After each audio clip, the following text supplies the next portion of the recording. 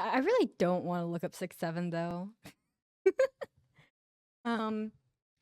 Oh man, I'm a little bit out of it. But give me a second. Yo, Inkley got first. That's crazy. Congrats for the first. All right, I'll do it quickly, I guess. I'm so afraid. I hate this. I hate that. That's awful. I hate that so hard. Oh man, guys. I no. That's a no from me, dog. That hurt my brain. That hurt my brain. And I hate that. I do want to see the dev console for that though. So I don't know. But hey guys, it's 2026 now. Isn't that crazy? It's 2026. It's a new year. Ain't that crazy? Yeah, happy new year, everyone. Isn't it crazy that I'll be real, guys, 2025 was a very long year, and we're here to talk about that today. um yeah, so the thing is, right now, sound alerts or sound like redeems and throws are paused. I believe you can still redeem like hydrate and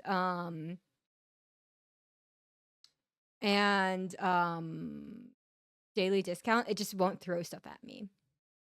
They're paused to yeah, they're basically paused for interruption essentially.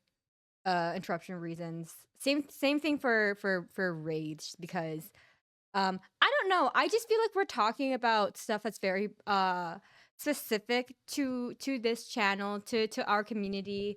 I not that I'm like out here like catching all the raids, but like I just think it's maybe more appropriate to just yap with us who are here. Hi,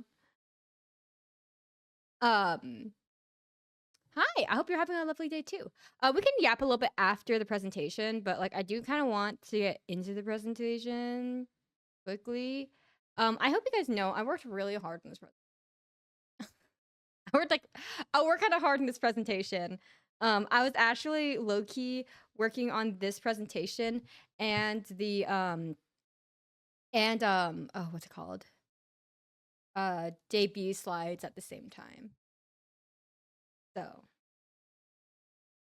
I'm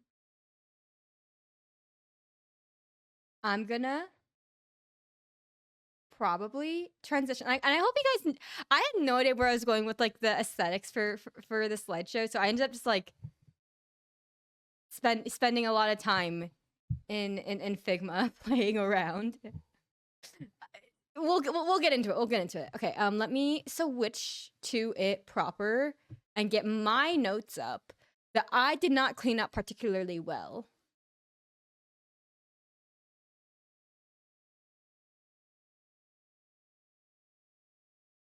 I don't know if I.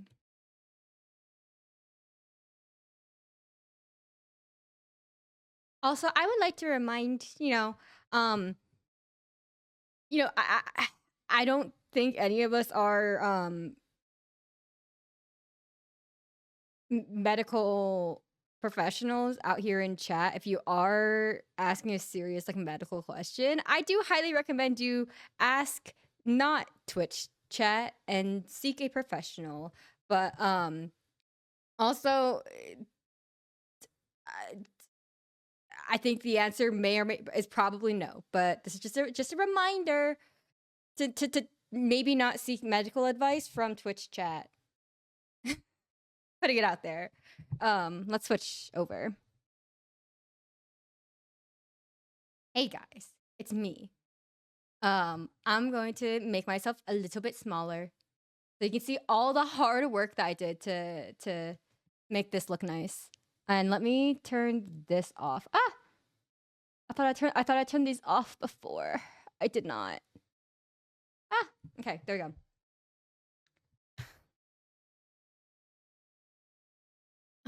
Switching this to this. Yeah. Welcome to DXDirect, guys. I again, I don't think you guys understand how deep I went digging for the aesthetics. So DXDirect time. First of all, let us get into some silly little numbers, okay? On the Twitch side, I have apparently streamed for 97 days. And I say quote 97 days because I am not taking this from the Twitch recap thing, the name of which that I do not recall at this current moment. So a lot of these stats are stats that I had collected through not something that was like necessarily pre-aggregated, so there will be some inaccuracies a little bit. So I at least I streamed for, I assume, 97 days. That's technically I streamed 97, had 97 streams, but I'm assuming. Twitch annual recap, yeah, exactly. So I'm guessing, and I usually stream like one day. I'm not have like I tend to not have like, oh, like there's like multiple streams per day situation happening. So I'm assuming that's what's, I'm assuming we're going with assumptions out here. We streamed for about 414 and a half ish hours, a little bit less than that. It was like 27 minutes though, basically half. We gained 213 followers, which is most of our followers, which makes sense because this was the kind of the first full year that I was streaming, and we unlocked affiliate at the beginning of the year, which is huge. On the YouTube side of things, as of today, we have 90 subscribers on the main channel. We have published, I believe, 39 shorts, and we have 5 long-form videos, and I've edited 4 of them, one of which is the lore video. So I'm not really taking any credit for that one. But I know I didn't really share any of my Twitch recap, Twitch annual recap, what's it called, Bach? Twitch annual recap, I was correct. So, while we're talking about silly little numbers, we might as well talk about it a little bit.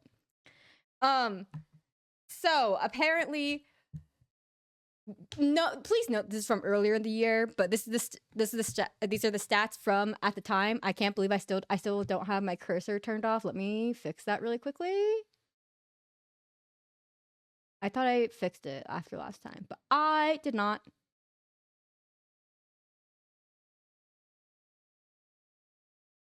Yeah.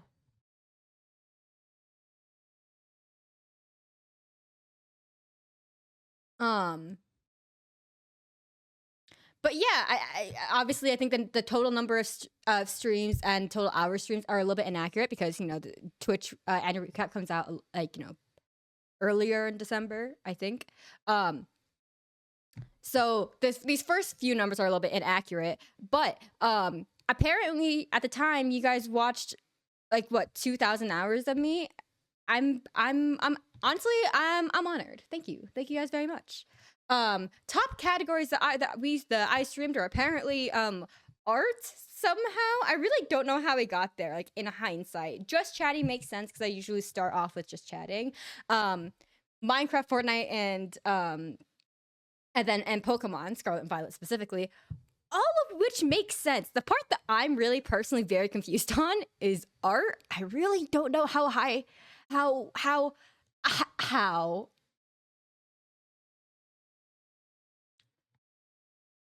I didn't think I did that many art streams this past year.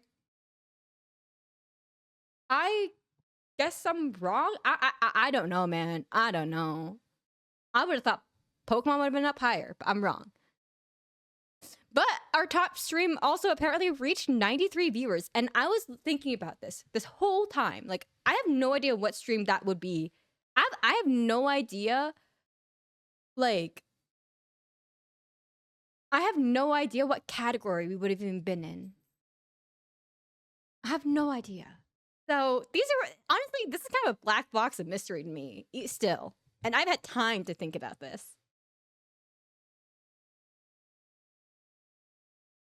So we've received what's this, like 30,000 chats, a little bit over. And our top emo is the old bunny heart. Makes sense. Second top, very proud of you guys and myself.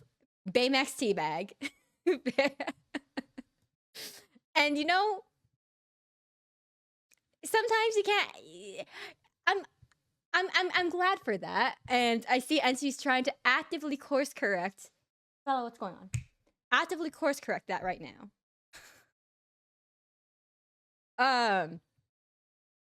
You're the biggest fans of the channel. I am honored that all of y'all are all of y'all support me. I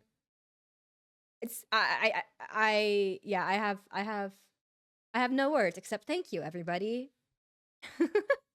And you know, if you don't see your name up here, it's always skewed anyways. But and honestly, I'm not quite sure what counts for quote like biggest fan. Like I don't know what statistic they use. I don't know.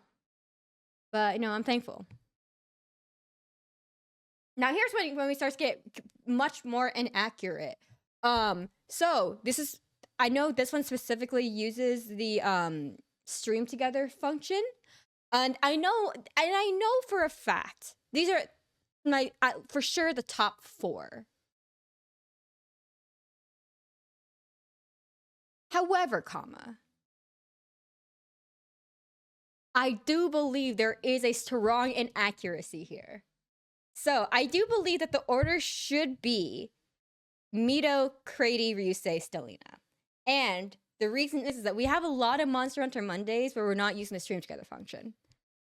Right? So it makes sense. Makes sense. Mito, we did Split Fiction with, and Monster Hunter Mondays. Crady, Monster Hunter Mondays. Ryusei, I think the only reason why Ryusei has 4 collaborations over Stelly is going to be strictly that one art stream that we did.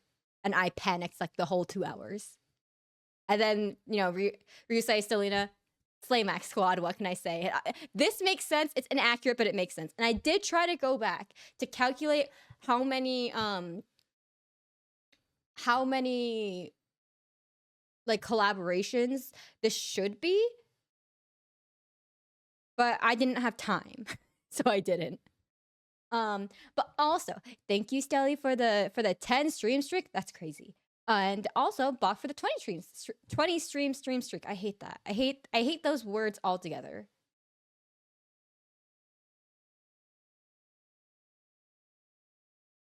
But yeah, so according to Twitch, these are the top collaborators, which is kind of crazy.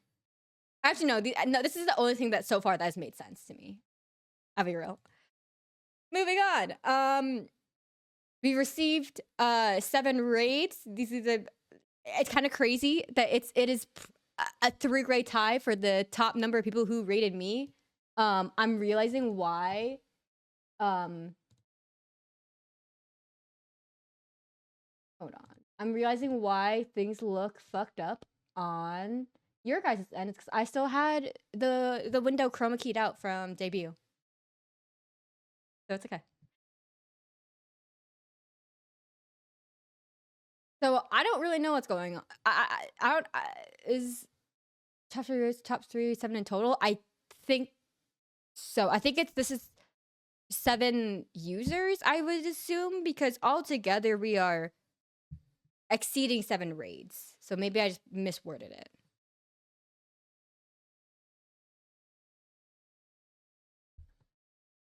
But yeah, and then we sent out 103 raids, which, you know, pretty good. We rated Ivory the most, which makes sense. Ivory tends to be on as much as possible, and given the fact that it's like a 4-way, it's a tie for second place, I do genuinely wonder, like, if there are other users that I've also rated 4 times this past year, apparently. I don't know. I'll be real. I didn't think we rated apples as much as we did, but considering that sometimes I miss an apples and a chance to raid into an apple stream by like maybe like 30 minutes to an hour. You know?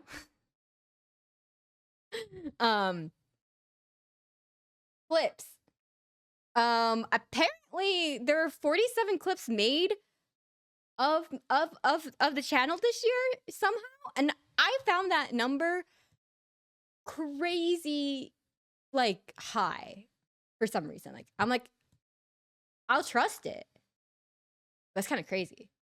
And we have 90 unique clippers. It doesn't it does not show the top clipper, but if I had to guess, it's probably Entity. I know Entity does clip a lot, but this is now is the greatest time as ever to remind everyone that we do have a clip command. So putting it out there. It doesn't have to look nice. Sometimes it could be real lazy. It helps me finding moments that highlights from the stream. So I gotta say my top featured clip is like, of course this is my top featured clip, courtesy of Entity. I made a little post about it in the Discord. This hurts me, guys. I'll be real. This hurt me. How is this the top clip? I will play it for you guys. I'm in pain thinking about it.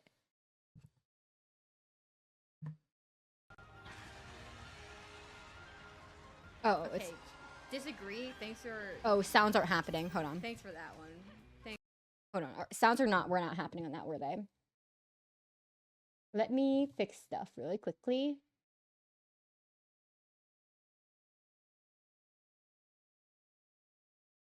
Okay. There we go. Okay. Disagree. Thanks for that one. Thanks for that one. What happened? Maid trying to unpoison and then screams.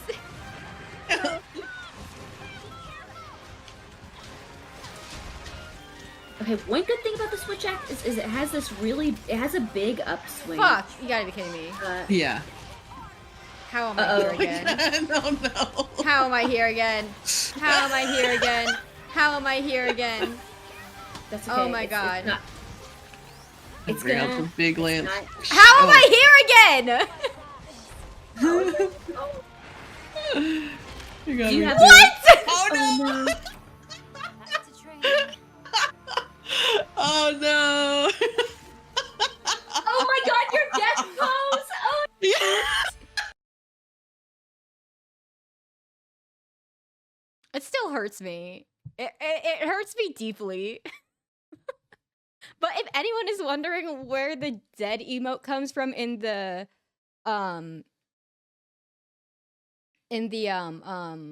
server, it's because that's where it came from. So moving on, because god, that hurts my soul. Also welcome in. We're just recapping the year. So listen.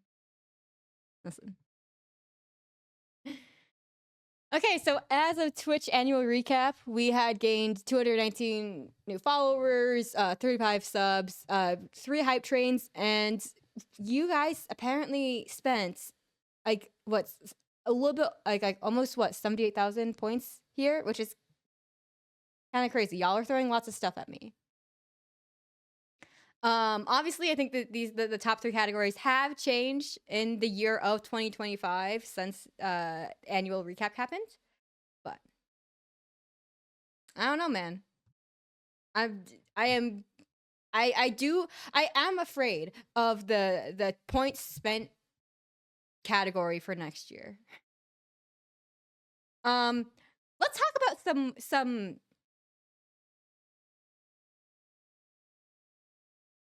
Let's talk about some wins, mayhaps. Let's talk about wins, okay?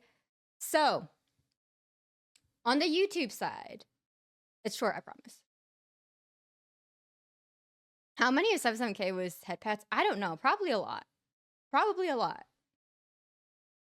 Okay, so I have released 5 long form videos and a handful more to come. Um, I intended to release a little bit more, but I did forget about when debut was. And I will say, in terms of wins, I did enjoy editing all 3 of these videos. One of these videos is not out yet, but it will be. um Also, we released a lot of shorts and we created a hell of a backlog. I think the backlog exists until like at the current moment, I think it's like March in terms of shorts. Which is kind of crazy because I haven't updated that backlog since starting to prepare for debut. So I feel like that's a win. And I'm only releasing 1 per week because I know myself and I get busy. So this is like a cushion for me.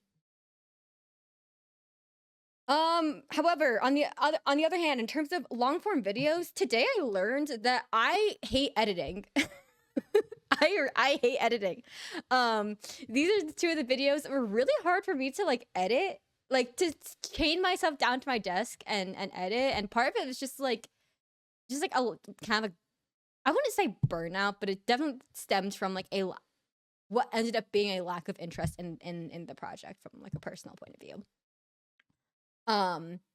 So, you know, I have learned since that if I'm editing a YouTube video, that it's got to be something that I personally enjoy, from an editing point of view, and that I would like, meaning that like I'm gonna be a little bit smarter about picking and choosing what I'm going to be turning into long form videos and what I will not be turning into long form videos. Because I can only listen to my own voice so many times until I want to go like jump into a freezing pool. You know what I mean? On the Twitch side, let's go over some wins. Technically, this was last year in December 2024, but we did hit affiliate this past year, and this has been my full year as affiliate. That's kind of a big deal. And honestly, kind of like crazy how like quickly we were able to get it, considering that in like September 2024 is when I started to like commit to Twitch a little bit more. But yeah, I have y'all to thank for that. And this is, it's kind of crazy that I used to look like this and now I look like this, and there was a model in between that and this. Some more Twitch wins. Obviously, debut happened. I look like this now.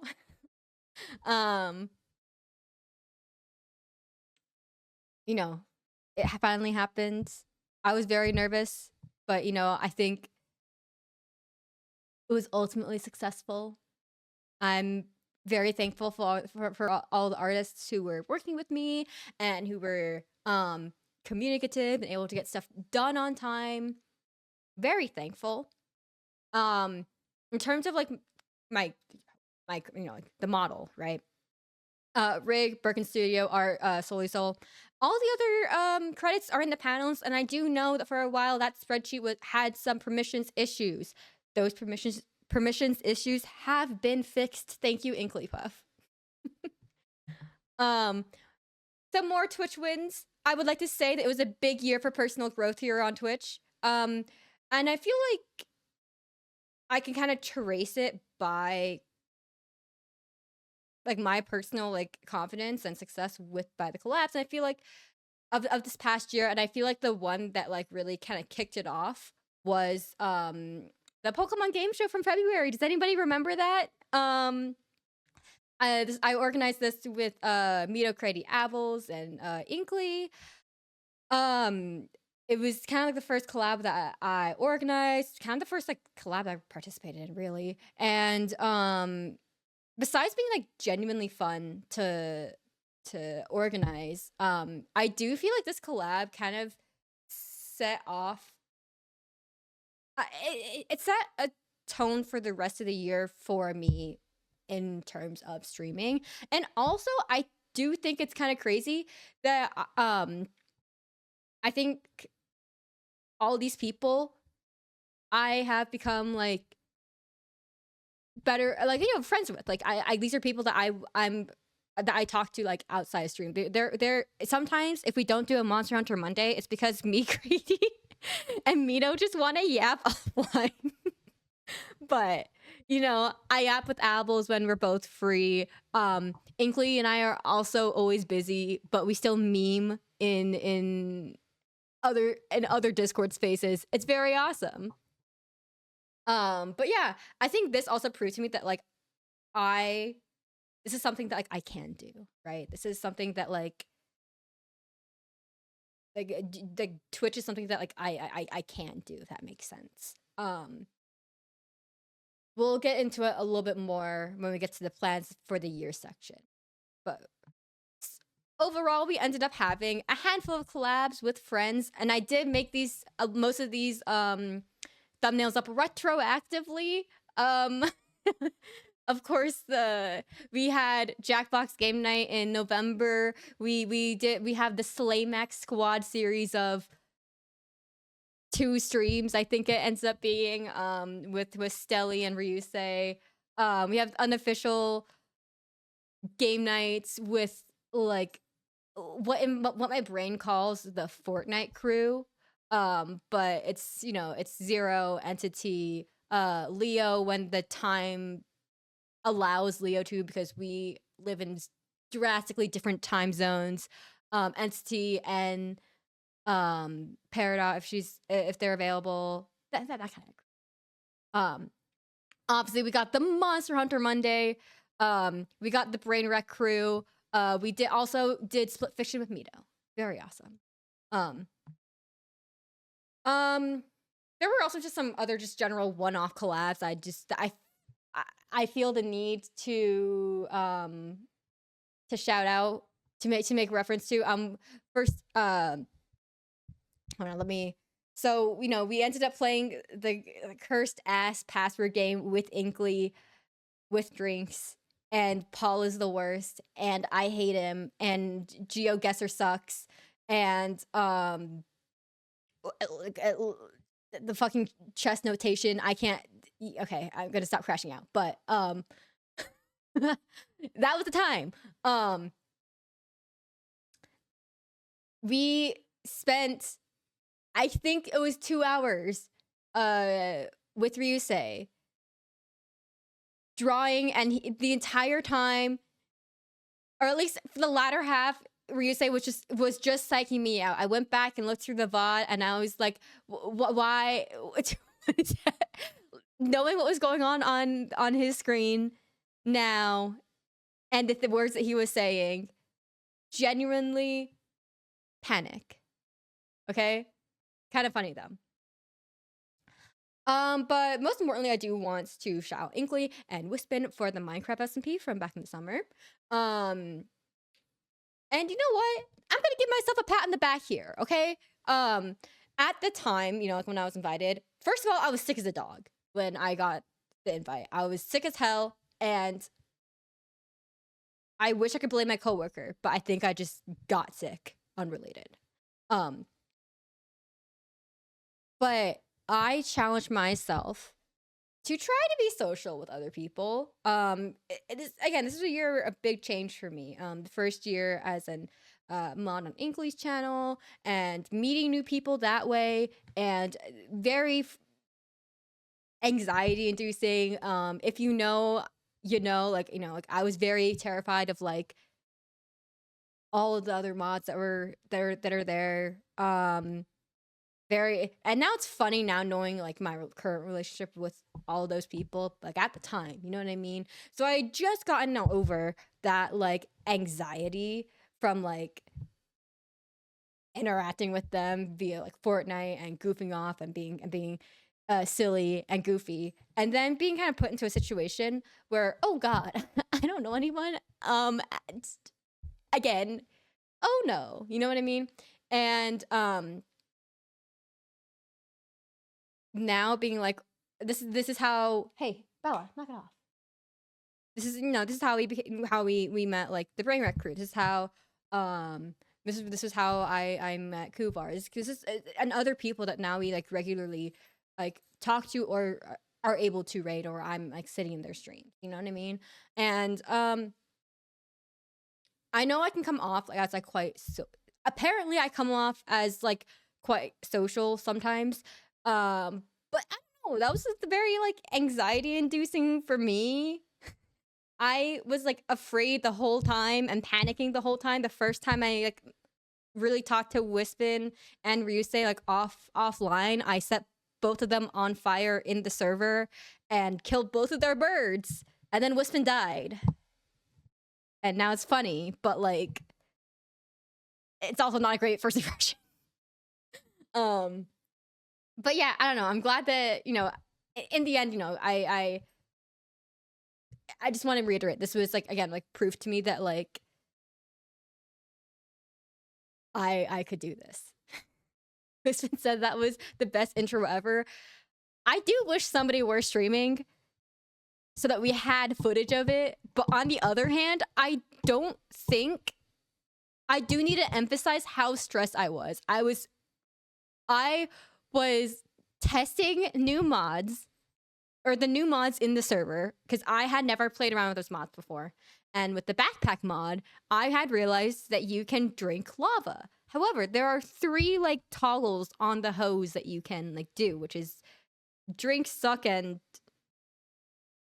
whatever it is to like spray, I guess, whatever, right? And I was like, hey guys, watch this. And then I switched the tank from the water tank to the lava tank and pressed the button. I right-clicked, and then the lava just came out, and I had just found the buttons. I did not know the buttons to switch a tank to get the water out, to quickly switch the nozzle to suck the lava back up. So I just kind of sat there and panicked, flipping through like the nozzles, watching Wispin burn and the birds die. I have not felt panic quite like that in a hot second, and it may or may not be a thing that plays in the back of my mind when I'm trying to go to sleep, and my brain's like, hey, remember that one embarrassing thing? That is added to the list of embarrassing things. Oh man, I felt very bad. I felt so bad and awkward. But you know what? It's fine, whatever. Something about a year of proving myself that I could do it.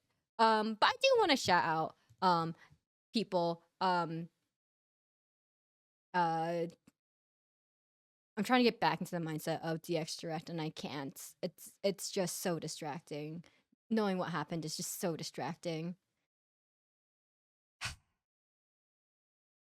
But and I think like ultimately to kind of close off discussing wins on the Twitch side, is that I just met a lot of nice people this year who are I'm blocking Mito. I'm gonna make myself smaller quickly.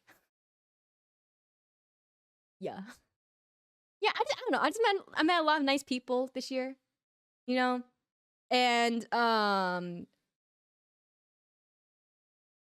I don't know. I'm just grateful for the friendships that I have, that I've made, and I know that this space can be filled with people who do believe that people are stepping stones and that relationships are transactional. And I've heard horror stories of just like general like interactions in Twitch and whatever, like through chat. And I am thankful that I have not encountered any of that. I'm grateful that the people that I have met so far are people whom I believe are good people.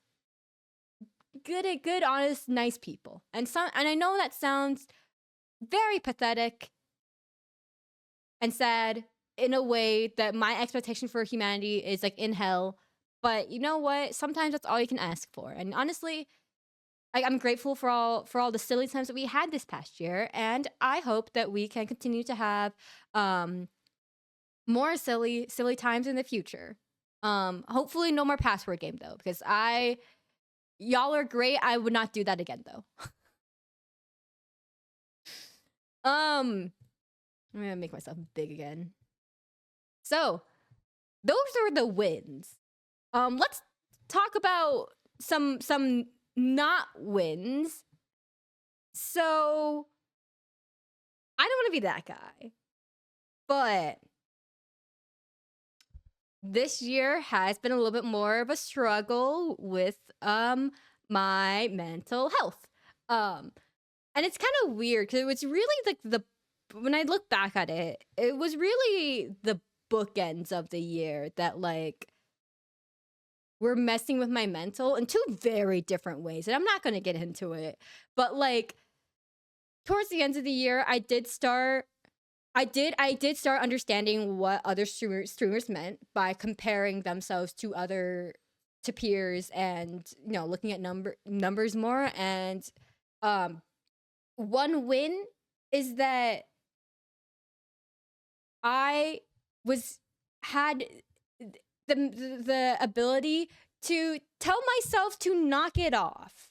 So that is a win, but also just like the fact that I think that I'm getting to the point where there would be times where like really stupid and silly stuff would start stressing me out. Is like, I don't know. I think ultimately I wouldn't call that a win. And I think a lot of, in terms of like stuff directly related to streaming and content creation, this has been a year where I have been exploring my identity outside of being a dancer for probably the first time in a very long time. Like I went out with like some like lifelong friends yesterday, and it was weird because it felt like slipping in to like a different identity than I think I am now practicing as DX. And it was just a weird sensation because I've never like had that kind of like duality before. Um so honestly, it's kind of just like I don't know, just navigating. But nonetheless, it did have a toll on my mental health. But the real reason why my mental health, at least towards the beginning of the year, I can acknowledge that the stuff that was playing with my mental is stupid. And I kind of knew it at the time, but that doesn't mean that like it doesn't like not affect you. It was like a personal stupid thing, okay? With the interpersonal relationship with a friend. Okay. But towards the end of the year, since the summer, some kind of real shit's been going down with my family, and I have talked to like a couple of people about it. Very uncertain. For a long time, it was very like uncertain, like waters that we were navigating. Um, I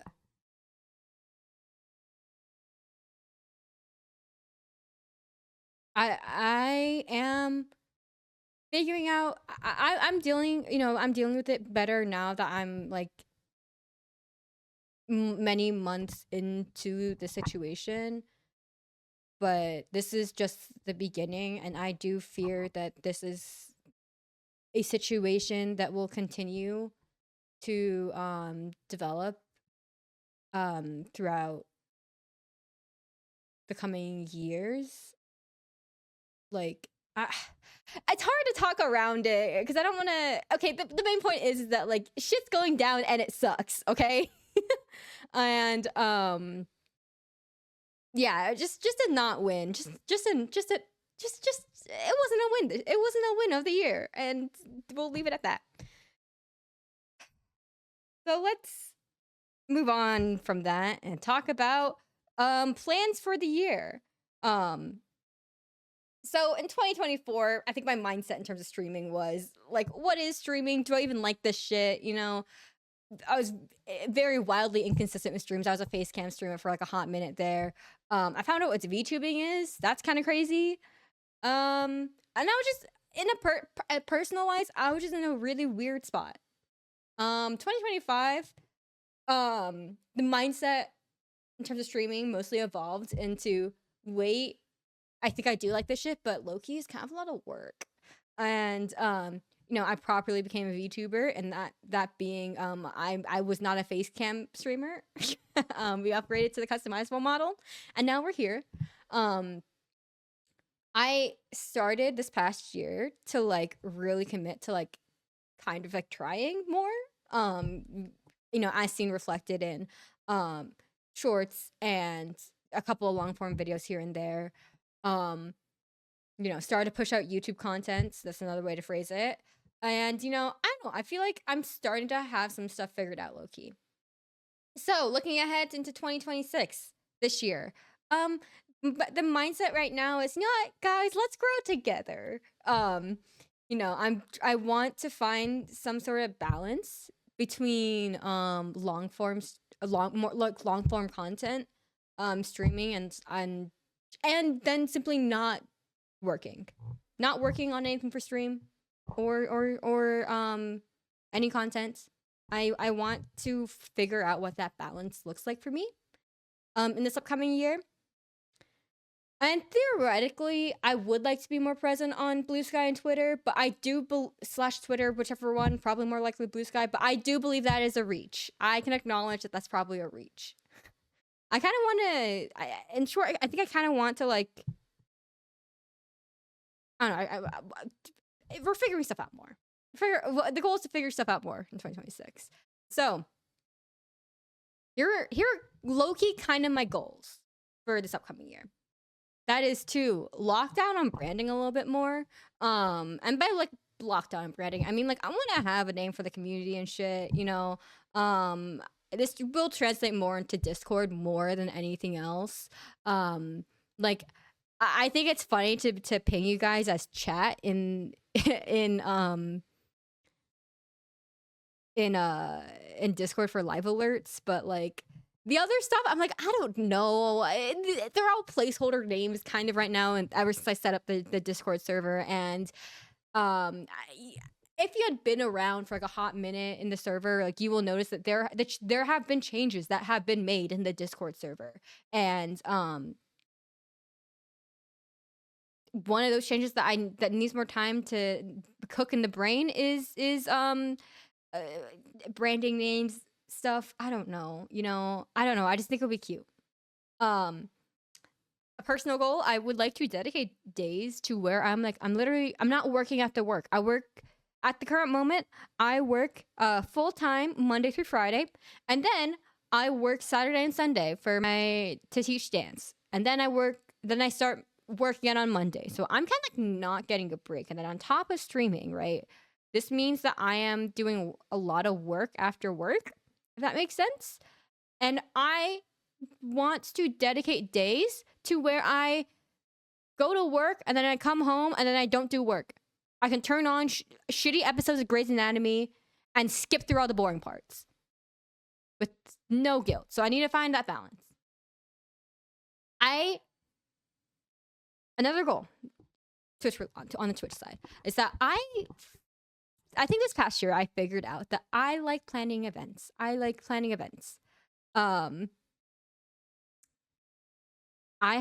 enjoyed planning the Pokemon stream.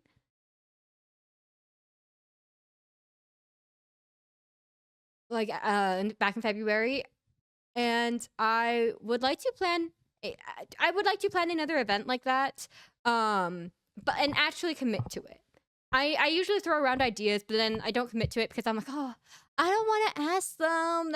I feel so awkward. Even though we just finished talking about, like, oh my god, I met so many nice people. But like, I need to actually commit. You know, I think I commit to events that I'm going to plan. And another thing is that I need to clear through the game backlog that we have. I have been going through and fixing up our VOD channel. I need to finish some of the backlog. I need to clean up some of that backlog. So that means for a hot second we will be committing very hard to Astrobot, no matter how hard I crash out over the goddamn triangle level. And then, you know, just the personal things that I would like to travel a little bit more if I can, personally, on a personal goal. Because, I mean, I am in a situation where my friends are all over the country. My IRL friends are all over the country. And also my online friends, but this mostly applies to my IRL friends. And, I don't know, I'm just realizing that, like, I have not, like, I think I don't know. I just haven't been able to like even take like weekend trips, you know, like quick weekend trips because of my job. So again, this kind of just goes into more to figuring out what that balance is for just like not doing work after work means. But we can talk about some more specific plans for 2026. Some of which are coming up quite soon. So we're going to be getting into some specifics, TM. First of all, starting soon, TM. I don't know when soon is, but like soon, TM. Souls Link with Ryusei. We have all of the logistics planned in terms of rules, the tech behind it. We planned all that out before Ryusei went to a different country. I do not know when we are starting. I would assume we said we would start in January. I don't know if we are going to start in January because of a different thing that happened. But you know, we literally just need to like engage in conversation of like when we start, because I think everything else we're like ready. Also, Ryusei's been sick, so I've been like not trying to like be on his ass about stuff that we plan so that he can recover without someone badgering him. But a randomized Soul Sync with Ryusei is gonna happen soon, TM. It's planned. It's gonna happen real. And I'm excited for it. I know that we both talked about it for a bit, but like we actually put in the plan. Like we figure out the rules. Like it's in a Google Doc. A graphic has been made.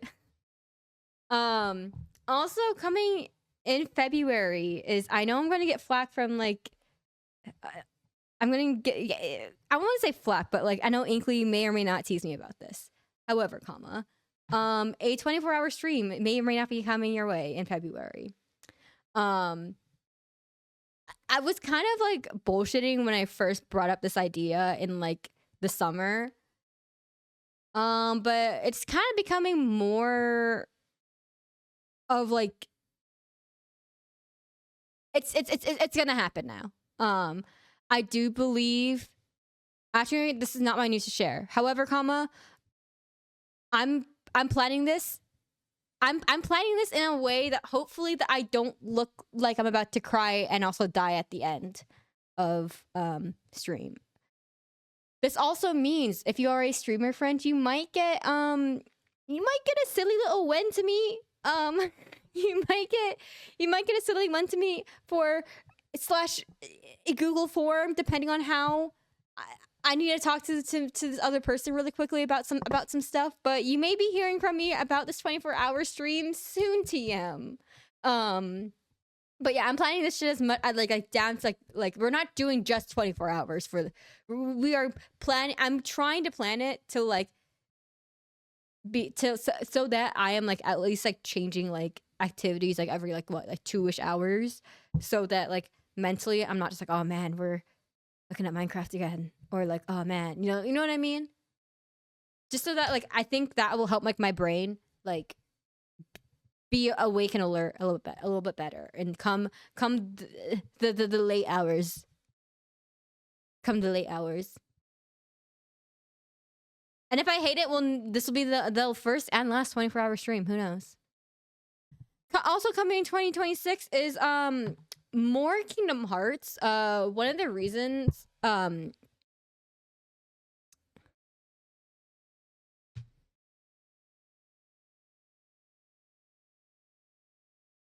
Um, but it might be helpful to plan 8-hour chunks for or 12 hours. But yeah, I usually record locally VODs. So at least but again, some of these logistics I need to work out. I need to poke a very specific person about this. But I feel kind of bad because I've been poking this very specific person for other things a lot, other recent whatever. But I have a plan. In terms of logistics, you know, I am reaching out to I'm going to be reaching out to some people who have done a 24-hour stream before. I will be in touch. Okay. So, coming in 2026, more Kingdom Hearts. I don't have a specific timeline for this, but eventually TM.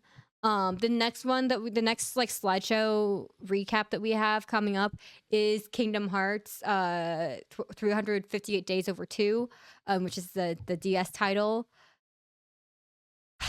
So one of the reasons why it's taken a long time is that I've been playing around, as some of y'all know, I've been playing around with the Kingdom Hearts Union Cross art style. And I have drawn myself and some friends in that style. And I'm trying to practice that style a little bit more so that I can update some of these assets. So that we can have edgy Riku, but in Kingdom Hearts Union Cross style. And I think that'll be funny. So that's kind of why it's been taking a really long time for Kingdom Hearts, for the slideshow night to come back. The last time we did it was before I started the current job I am at, which is all the way back in March. Before March. Like February. So it's gonna happen at some point. Also, on the topic of more Kingdom Hearts, one thing that I really want to do is I want to do very specifically a Dream Theory slideshow once we get past, ideally this would happen once we get past 3, but like we have hella games to go through before then, and I think reaching for this in this year is going to be certainly a stretch. But for those of you guys who do not know, this is basically a 500-page document explaining Kingdom Hearts 3 as an alternate timeline, essentially. And I don't know, we have fun little titles like, so where is Kairi San Diego? And Kyrie's inside of me for little sections, and I think that'll be really fun to read out loud, because I think those section names are already unhinged, and the content within should be also unhinged.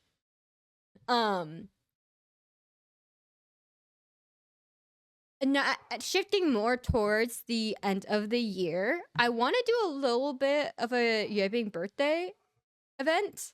It's upcoming. This would be in September. Honestly, like, and a little birthday event, because who's gonna stop me? Kind of vibes. What will this event look like? Unclear, but I have a lot of time to think about it, and I don't know. Eventually, I do want to get a yipping redeem so that we can have like a little yipping on screen, but I need to make more money for that to feasibly happen, because you know. Moving on to general, does yipping birthday follow lunar or solar? Lunar. It follows the lunar calendar. So this gives me a little bit more flexibility, also. But you know, I need to first of all talk to Ryusei about when we're starting the Souls Link, so that at least I personally know.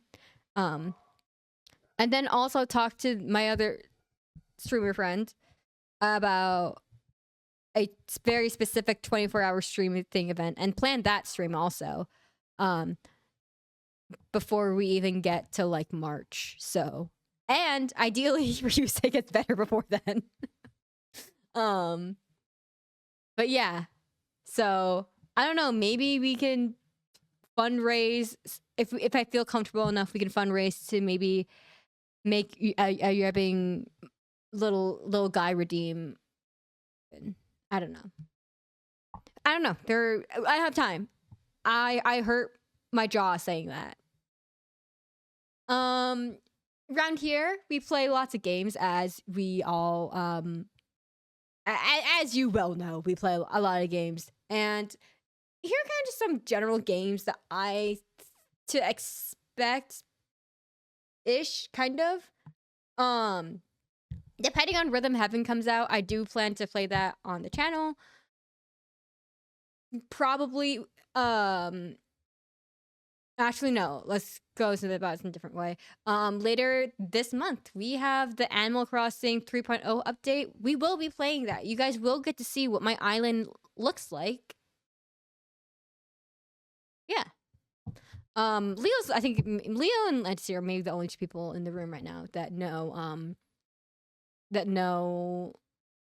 what my island looks like. I plan to play Pokopia, but I don't know how committed I am to that idea. Of course, we will also continue our Monster Hunter Monday with the girlies. We do expect to finish Rise and then move on to GU afterwards. However, I do not know what the timeline is going to be for that. Like, I am guessing that we are going to be moving on to GU by the end of 2026. That's kind of my guess. But you know, we're all busy. We all have our own lives, so we're not always super consistent about Monster Hunter Mondays. But I'm just guessing that we'll be moving on to GU. But you know, I do want to play more Wilds. I do have a recording of me beating and also getting beaten up by Omega. I need to put, I'm gonna say put more hours into that game, but I do need to keep playing it so I can unlock the new content. I don't know what a timeline is on Monster Hunter is, but whenever the DLC drops for Wilds, we'll probably be playing that. Although I kind of doubt it's gonna be this upcoming year. But you know, in terms of Monster Hunter Monday, we will be continuing with Rise for the time being. And also, I do want to play Expedition 33. I have been wanting to play it since like August, but I haven't had the time for it. And in August, right, I knew that we were planning for a debut, and I knew that we were gonna be playing Astrobot, so I just kind of like put that on the list of games that I want to play, and I do intend to play. And I wouldn't say that I know how it ends. I did watch the end of Ryusei's playthrough, but in a way, I started watching at a point where it didn't really make sense, and then Stelly accidentally told me what was going on, but I still didn't really understand what was happening, and it was also a very funny interaction. So I still don't really know too much about Expedition 33 other than we're in fake France, I guess, and paintings are mean. I just I don't really know what that means. But you know, it did sweep at the Game Awards, so I would like to have an informed opinion on it sweeping at the Game Awards from my own personal experience of playing the game. But in short, you know, 2025 has been a big growth year for year one of like really streaming. You know, I'm gonna try to keep locking down on what my streamer identity is, if that makes sense. As you know, the year goes on, you know, I'm also going to try to be, you know, kinder to myself, and one of those ways I'm going to put that into action is by giving myself real breaks, TM. And yeah, and I want to be better at planning at events and following through with the events that I do plan in advance, and being better about that. And last but not least, big thanks to Anthony and Bach for our mods. And that's it for the DXDirect, I suppose. I need to hydrate myself quick, and the dog is absolutely losing it.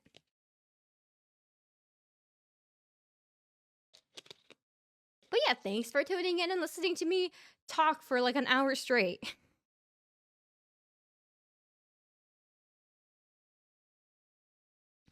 I do not intend to play a game after this, so we can just sit here and yap. But before we sit here and yap, I have to go see what the dog's barking at. Because she is incessant, and I don't know what's happening if there's someone like approaching the door or something. So, I'm gonna flip us back to this real quickly.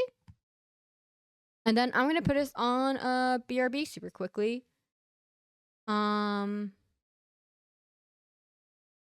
I looking at? Don't know. Yeah. Okay. I will put us on our BRB.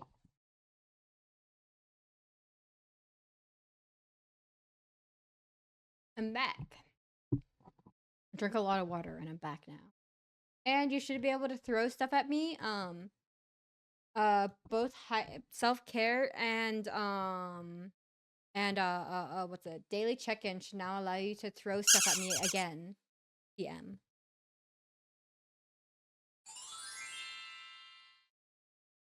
But yeah, now you just kind of yap. I'm not set up to play any games or anything.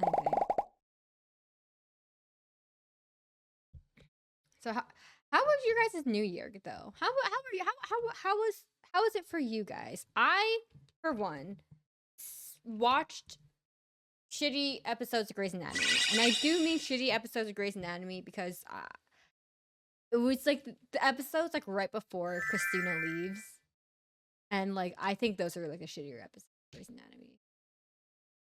Like before, like like post Izzy getting fired, pre plane crash are like peak Grey's Anatomy to me. And I was like, and I'm like a season out from like the plane crash in my nth rewatch of Grey's Anatomy. But I didn't realize that like the 21st season was out. So I was kind of watching some of that today when I was at not work because we can't push any updates in fear of breaking anything on Fridays. So I kind of just got to sit around and do kind of nothing. And it was kind of nice. I felt really weird about it. But you know what? I'm trying to be better about giving myself guiltless free time. Because I work a lot. But yeah. Tina is out of town. She comes back again tomorrow night. We have been playing Mario Tennis Aces, and she may come on to stream. We'll see. But yeah, we do end up yelling at each other for throwing. It's kind of funny. It's kind of funny.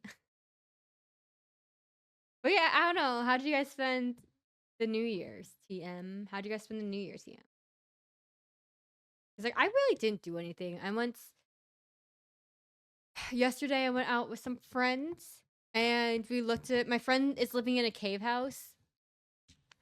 I truly mean cave house. The interior of it is like a cave. There is a severe lack of like general door handles. Like it looks like the interior of a cave inside. Like the architect was a very quirky guy, clearly. So we looked at her cave house yesterday.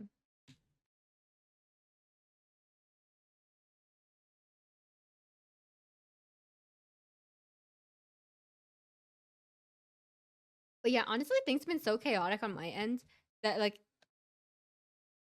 it feels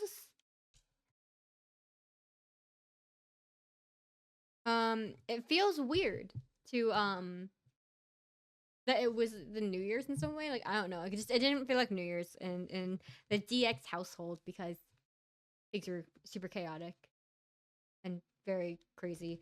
But I don't know. Basically did nothing family related, but glad I was able to sit down and draw something for once. Yeah, I was glad to see a Leo doodle in the year of our Lord 2026. I'm going to struggle to say the. I feel like I'd be saying a lot like, oh, in the year of our Lord 2025. I fear that I'm going to struggle to say 2026 when using that phrase now.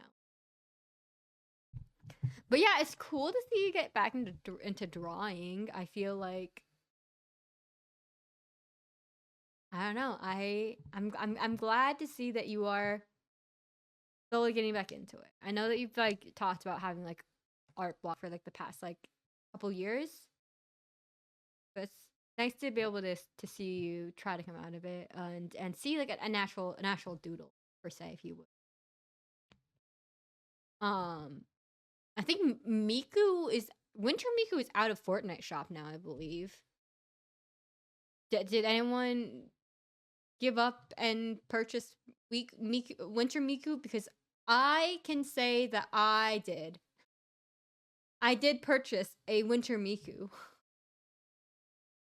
I purchased one Winter Miku, and I also showed when I was because I've been logging in on the I had to remove Fortnite from the computer so that I can edit videos with more storage.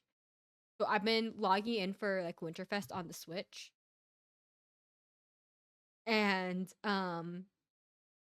so therefore I showed Tina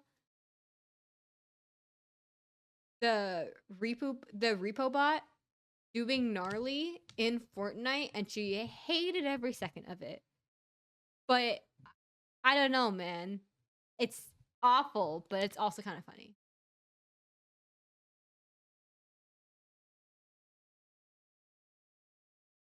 Yeah, gnarly, exactly. Hottie, like a bag of talkies, as they say. You know, it's sad when some new mutuals don't even know that I'm an artist, so I was like, ugh. Yeah, that's kind of crazy.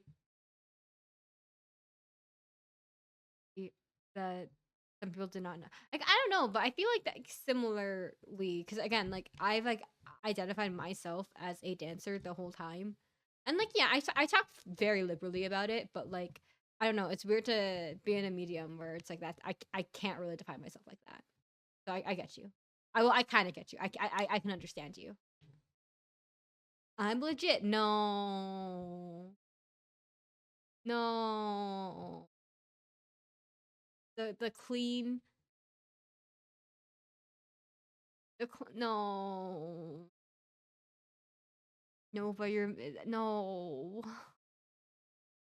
No.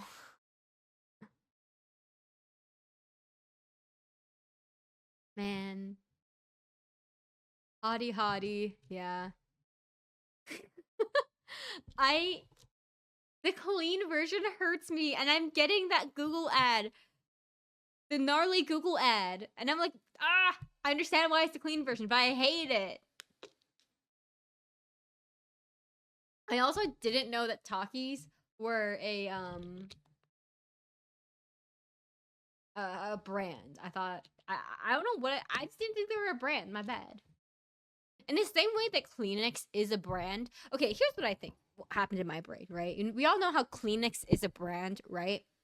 Or like Clorox is also a brand, but we call like any like kind of disinfecting wipes like Clorox wipes, or like any kind of tissue like Kleenex. You know what I mean? That's what happened in my brain with talkies. It is what it is.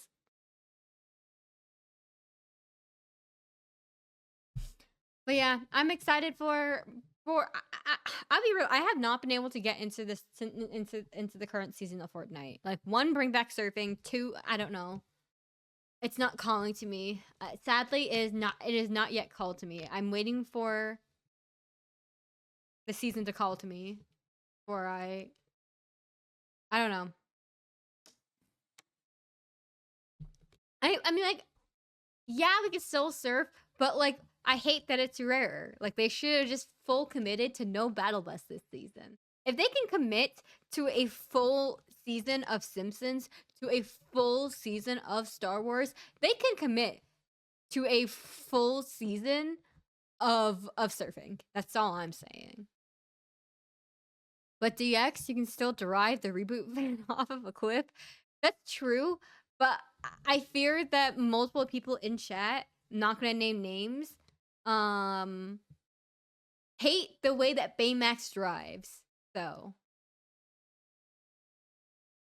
DX hates us. Doesn't even want to play Fortnite with me or any.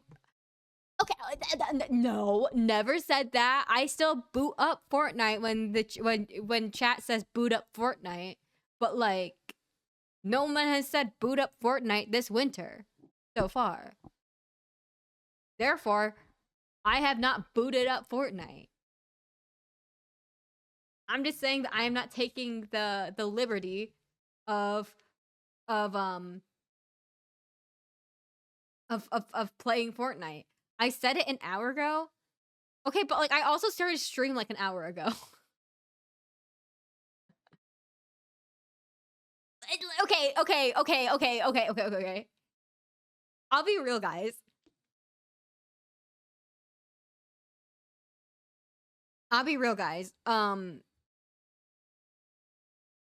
For those who know what my personal situation is going on, you will know that I have not. That there has been that has been the reason why I have not really been like as online this past like kind of December really. I have for the most part not been like super online this December. I will say. Usually I'm able to keep like an eye on things because like like I don't know, like at work my boss really doesn't care. So long as I'm just like I'm actively doing my work. If I'm and it looks like I'm at least doing work.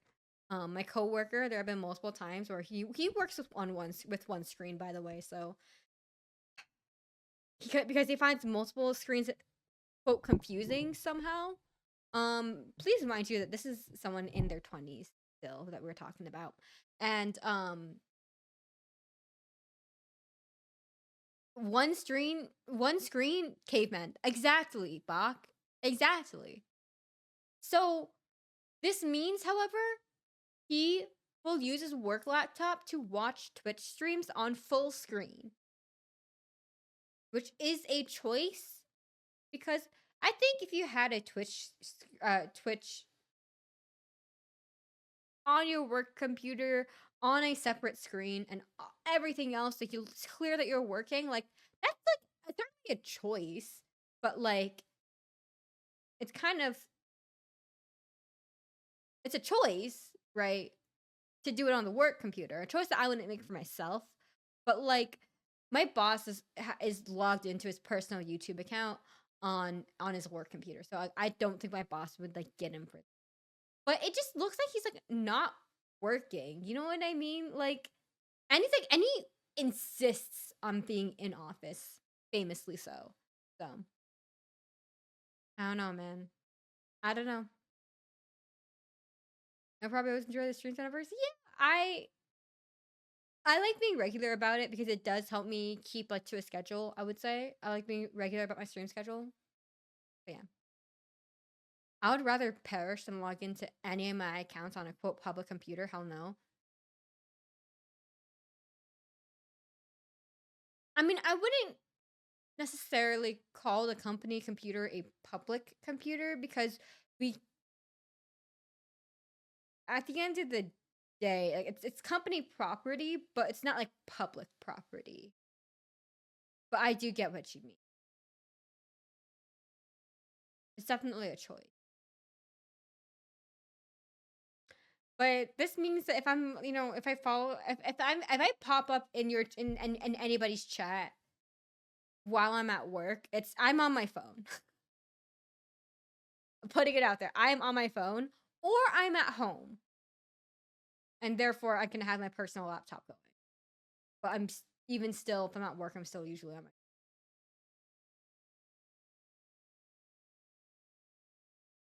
Yeah, I will say. So one thing that I like to do is I like to look at other people's emotes and then be like, would I like that emote for myself? Slash, can I draw it? I don't know.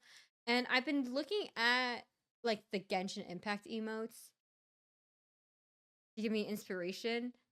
Mostly so that I can avoid drawing Say Ah but me and Tina. And I have drawn a sketch of Say Ah but me and Tina. I did that yesterday for funsies. I don't view drawing and doodling like work per se because like I like to turn on a TV show and then be doing something with my hand.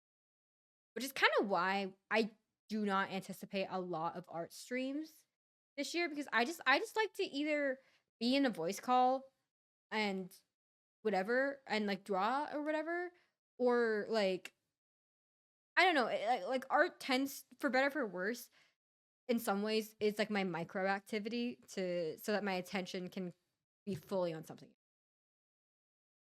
But yeah, I did do a little doodle of Say Ah but me and Tina. It's something. Well, thank you for the follow. I appreciate it. We're just kind of yapping out here though. Kind of yapping. And I know like art streams are like a glorified yapping stream, but like I don't know. Ooh, this does remind me. This does remind me. I'm gonna put something on my to do because I agreed to do something for a friend. Um, and then debut happened, and then other things happened in personal life, and I had not gotten to it. So I need to message them super fast about a thing TM. Um, um,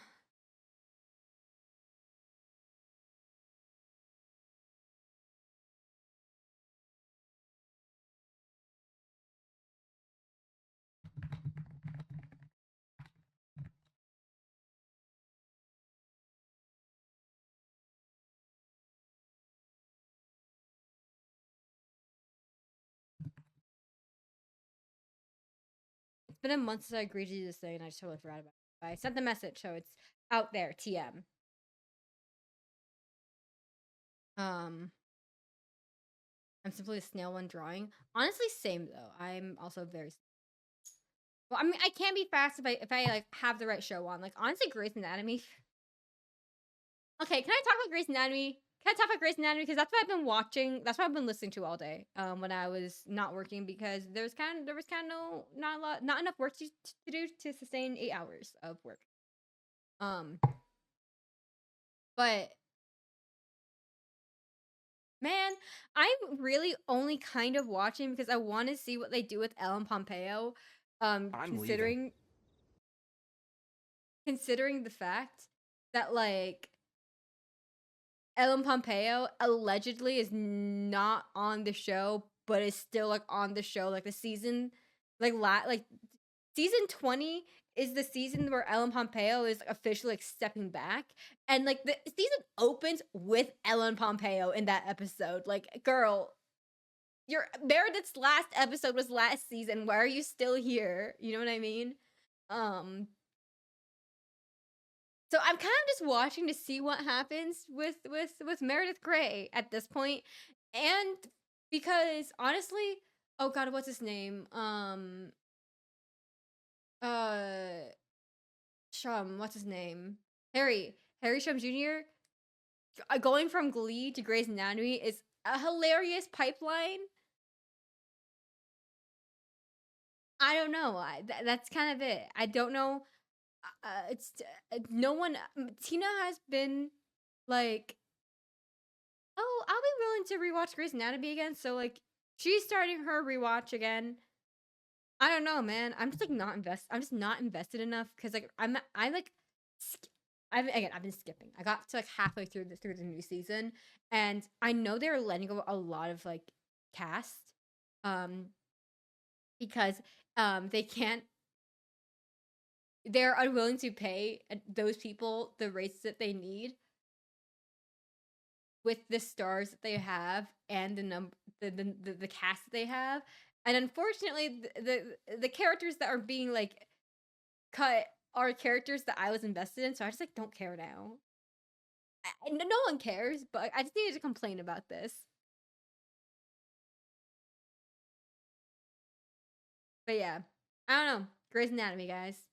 It's funny because I got into Grey's Anatomy because my uni roommate, in senior year when we were off campus together, I would come home and she would be like watching Grey's Anatomy before bed, and I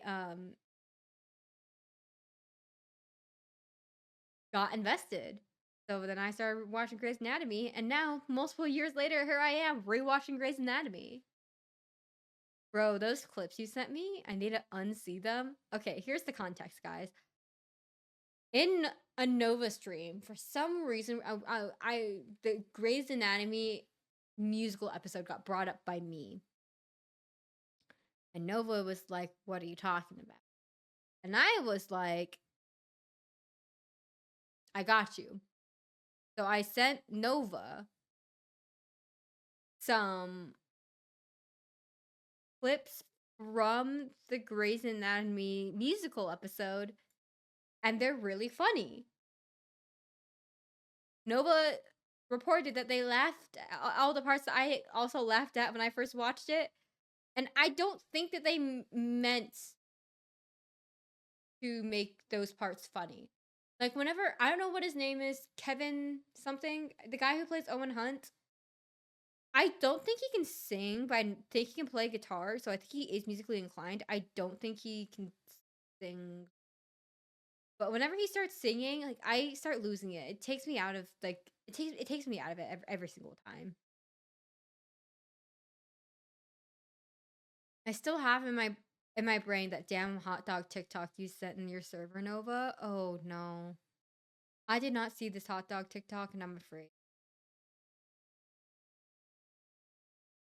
I opened TikTok to watch some ASMR and sleep. And that was later the first video I opened the app too. Girl, oh, it's crazy. Okay, that's crazy. Anyways, why are we sticking in a hospital, bro? I can't take it seriously because, like, I think, like, in the musical, right? It's I don't know. It's definitely something because they'll be like, oh, we got like we have a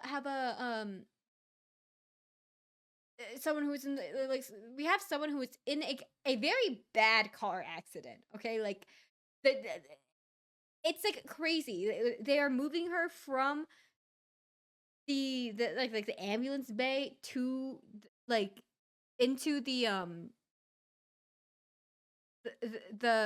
ER, and then they just start singing. And it's crazy because other characters in the scene are talking normally. And it's like, what's going on? And like from a musical point of view, I can understand that it's like, oh, these characters are becoming more how to phrase this.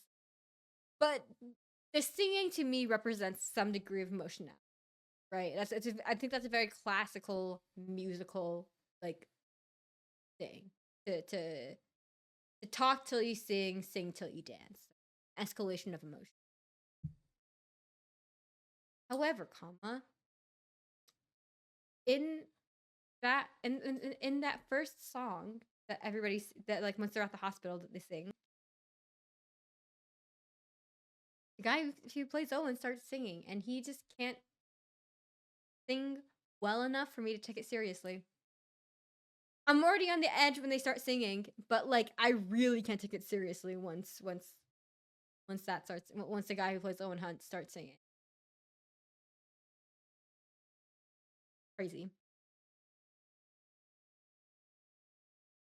Throw the whole show away. Well, listen, I will say that that happened in like what season 8, season 7, season 8. And we're now at season 21, so it's been a long time since the musical episode.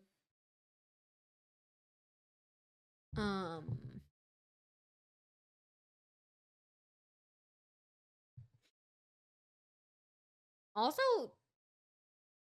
the stuff going on with Eric Dane is so tragic. He played Mark Sloan in Grace, and he has ALS, but it's like now he's now at the point where it starts to like slur his speech, and it's like so sad because like to me, I just finished watching like season what like season 7 season 8 where Mark's like last like seasons, and like that, so like when I hear like the name Eric Dane, like that's what I'm seeing. It's Eric Dane from like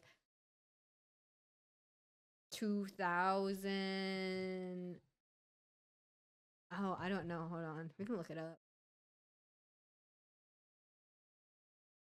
From basically 2012 Eric Dane. So yeah, I don't know, I saw a video of him on TikTok the other day, and I was like, man, like I forget that was like 2012 and is now at the time 2025. Like time has happened, and I knew about the ALS, but like I don't know, I saw the third speech, and it was sad and upsetting. 21, yeah. So this it's still going, and I think Grace started in 2005. I want to say, yeah, Grey's Anatomy started in March 2005. So it's still going, but they've definitely had like eras. They've had eras of the cast, and yeah, I know it's definitely a show. My take Here's my take, right?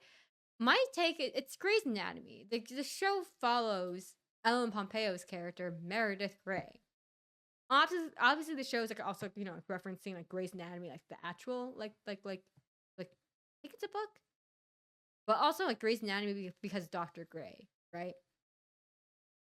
The second that Ellen Pompeo is no longer the main character of this show and no longer the main focus of Grey's Anatomy, we should stop making Grey's Anatomy. And yet we persist. Like, is Grey's Anatomy greenlit for a season 22?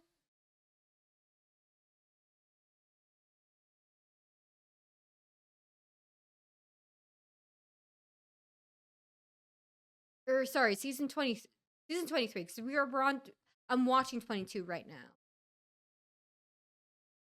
No, I'm watching the 21 right now. I'm watching 21 right now.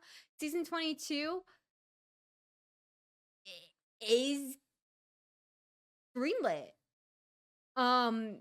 Episodes have been released for season 22.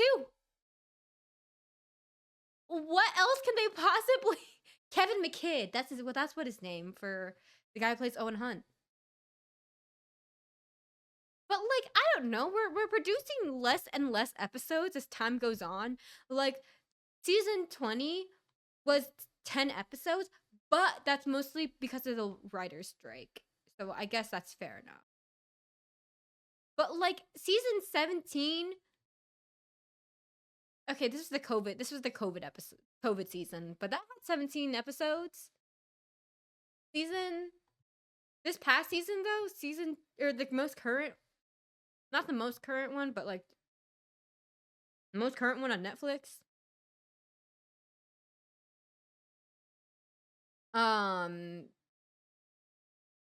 Has 18 episodes. Kind of crazy. By the way, there are 448 episodes released on Netflix.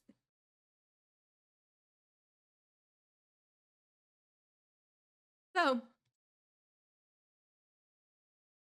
there's that. I don't think I can ever get into an actual show with that many seasons. It gives the same energy as The Simpsons that's been airing for so long. That's hella commitment to jump into something like that. I say as someone who's been watching One Piece. Oops. And no, and you're so valid for that. For me, I tend to rewatch when I'm rewatching Grey's Anatomy. It tends to be mm,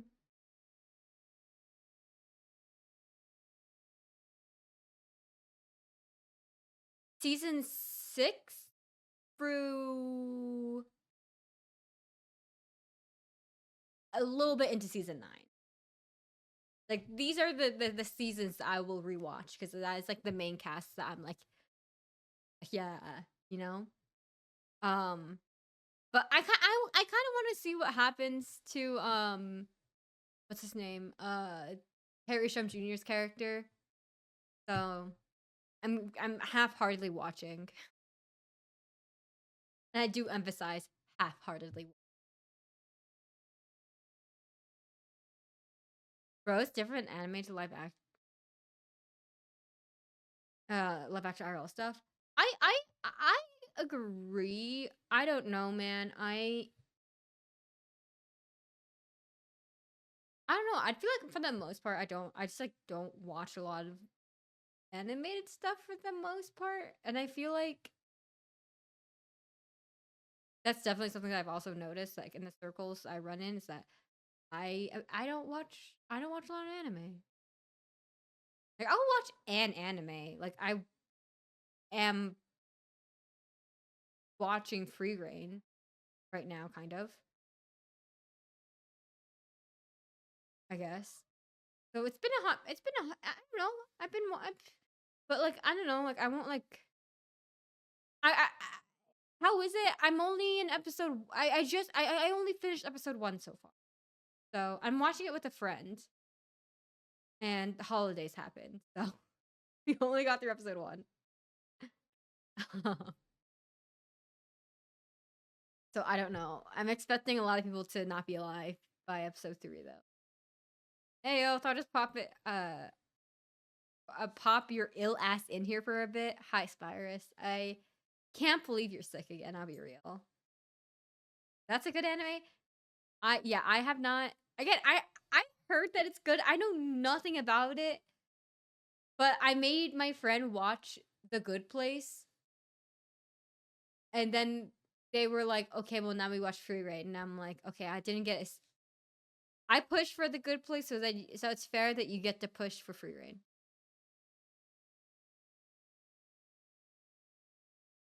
Meanwhile, I've just been checking the seasonal list to see what I'm watching this season. That's fair. In high school I watched a lot more anime. I have not watched in a hot minute.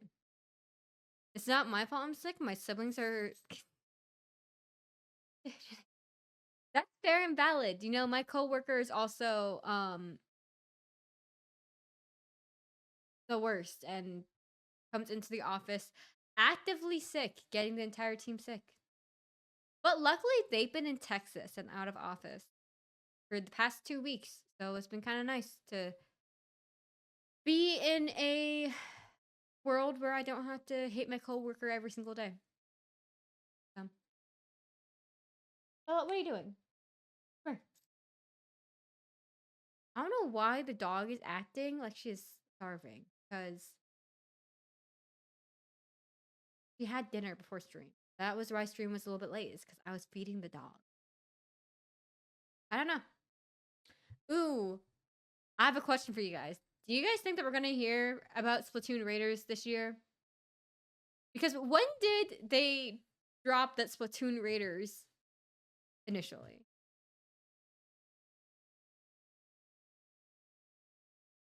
They announced it in June.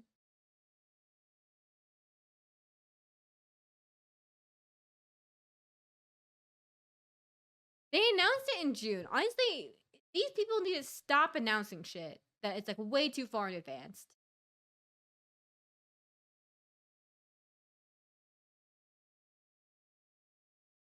Yes, and it'll drop in 2027.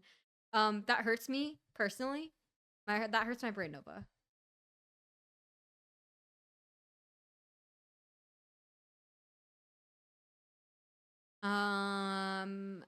I mean, yes. but probably in that February Nintendo Direct.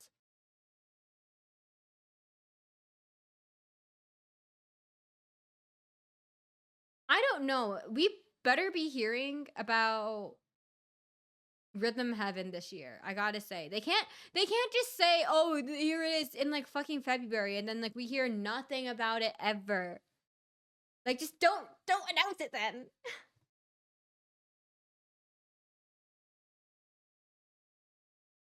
They delayed the new Tomodachi game to autumn 2026. They did? I didn't know. Hello, CMNG. We're just yapping. We're yapping. Hope you're doing well, and Happy New Year. They went back to the drawing board to make it more like our creators, bro.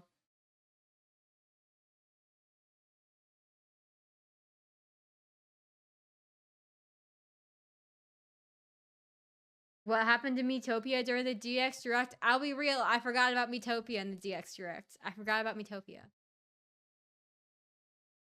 Gen 10 or black and white remakes, oh boy. Yeah, that'll be I don't know. I'm excited to hear what's in store for Gen 10. I think I acknowledge as a Pokemon fan that no one's gonna like Gen 10. And it's gonna be 10 years until people like Gen 10. That's kind of like what the pattern is. Because people are starting to remember, the discourse around Gen 5 is changing to, oh no, it's the greatest game of all time. And at the time, people were like, I hate this fucking shit. You know? That's all I'm saying. I think they shadow delayed it? Oh. I'll trust you, man. Look forward to Pokemon. Doing good aside from being sick? Bro, everyone getting sick. Everyone is getting sick. We don't need more extraction shooters. I do love them to a degree, but don't make them the next battle royale. True, battle royale managed to poison Pokemon. Also, it's kind of crazy. I hate the online for ZA, and I will stand on this hill and die on it should I need to. The moment I see Ilka, I will close and leave Pokemon Day present / direct. You're fair and valid.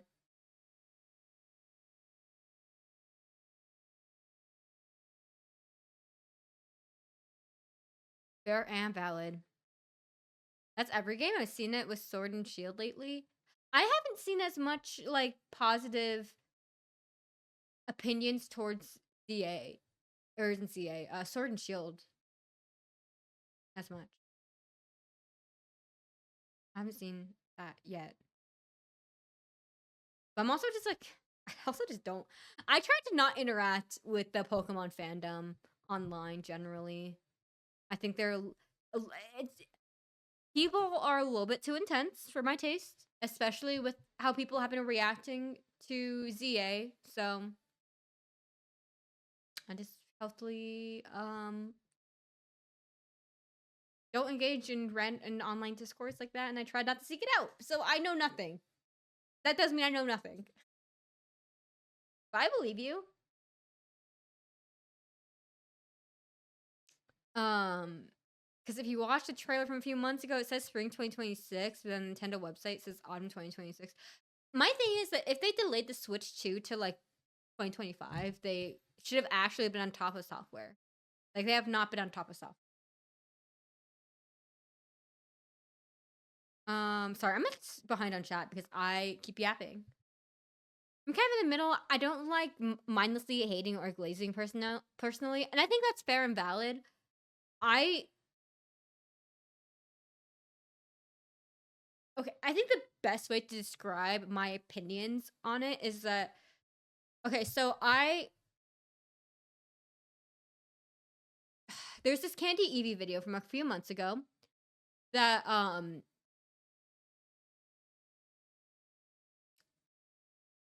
she talks about the Pokemon fandom, and the video title is like, oh, so I'm supposed to hate Pokemon now? And she talks about how the fandom can be very critical and how she likes Pokemon, but there are problems with the way that Pokemon is being produced right now. Like take examples from ZA. Um, you can't go into a lot of buildings if they're not plot related. It's- PNGs on cubes is bad. Scarlet and Violet released in an awful state. The trees famously in Sword and Shield looked embarrassing bad and low key. All I know they were going for an art style, but like Legends Arceus also kind of looked icky. You know what I mean? So she was saying this and also saying, but I still like Pokemon, and sometimes the discourse around Pokemon feels like I'm not supposed to like Pokemon anymore. And then she apparently got a whole lot of comments on that video of people being like, "Oh, you just glaze Pokemon," when that's like not what the video is about, you know? Or like, "Oh, you're playing the sympathy card," or "Oh, you're playing the victim card," or whatever, right? And then she made another video talking about that situation, right? And I think that's just like the best example that I can point to and say this is why I don't like, while I love Pokemon and I have my thoughts on Pokemon, don't you worry. Like I just don't like interacting with the Pokemon community online. Like that's kind of what I mean by that. I like ZA, but it has its shortcomings, and I think I'm in a minority that SV gets overhated. No, I agree with you. I agree with you. I think that Scarlet and Violet does get overhated because I know for some people performance is a deal breaker. It is just not necessarily a deal breaker for me. Like it wasn't like unplayable for me. I lost like 600 some odd hours into Scarlet and Violet. Like clearly it was not like a game. It was not a deal breaker for me. And I enjoyed playing the game ultimately. And I thought it brought a lot of fun things to the table, you know?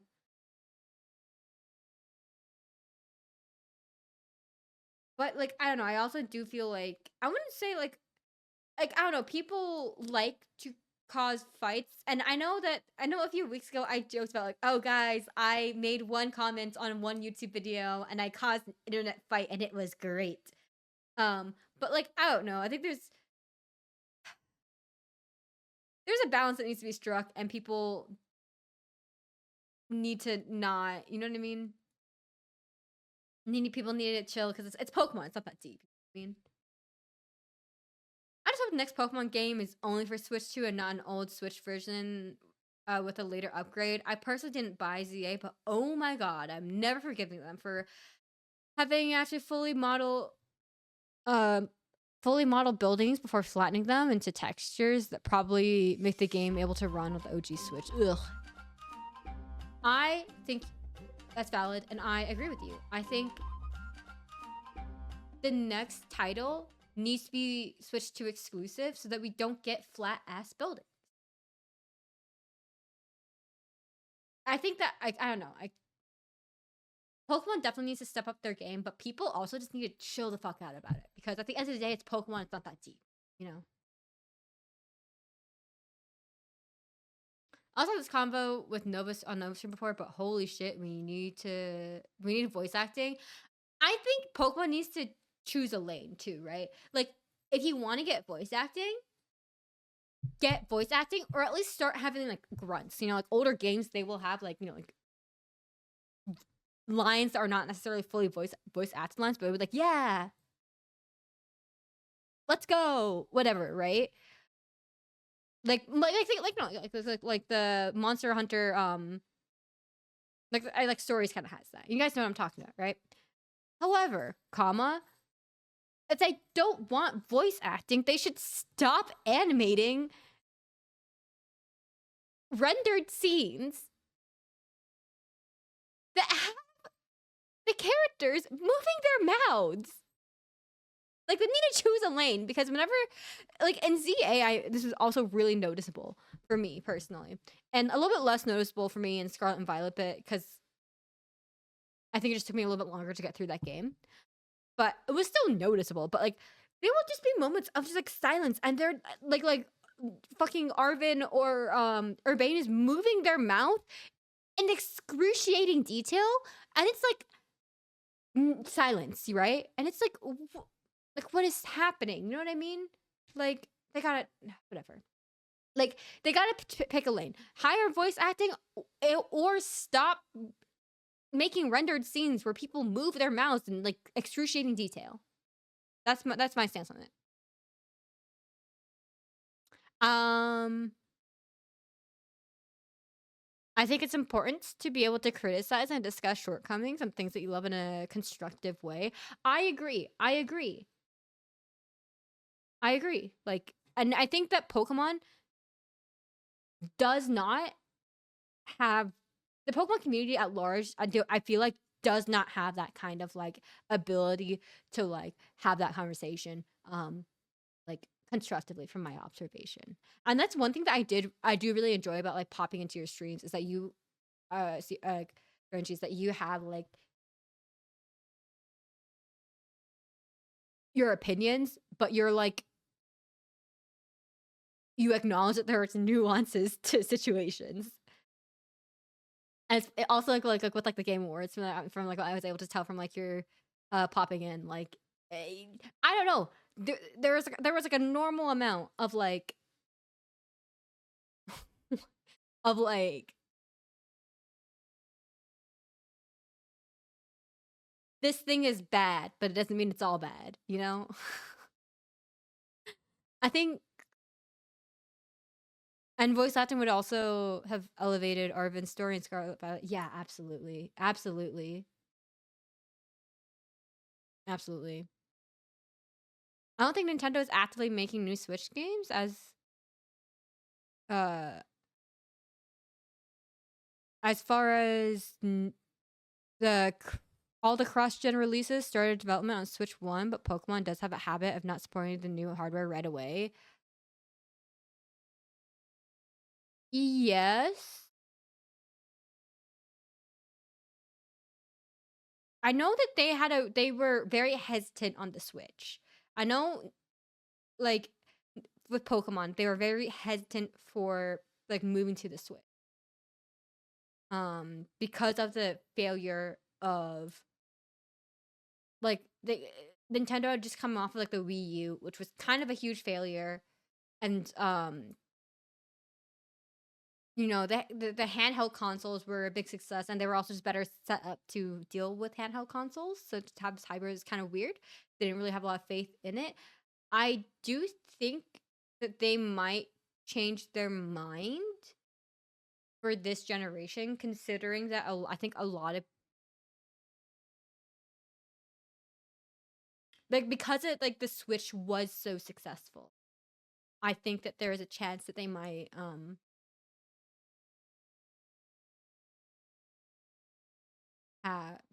they might be less gun shy with the Switch 2. Kind of my guess.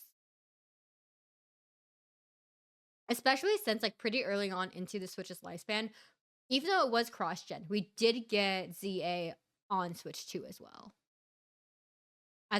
As opposed to like Sun and Moon release or Sun and Moon, Ultra Sun and Ultra Moon released on 3DS, and this was like kind of into the Switch's lifespan already. It's kind of just my guess, but I'm also like I don't know how much of the weight of my ancestors are willing to fall onto that statement. Consider the following. Welcome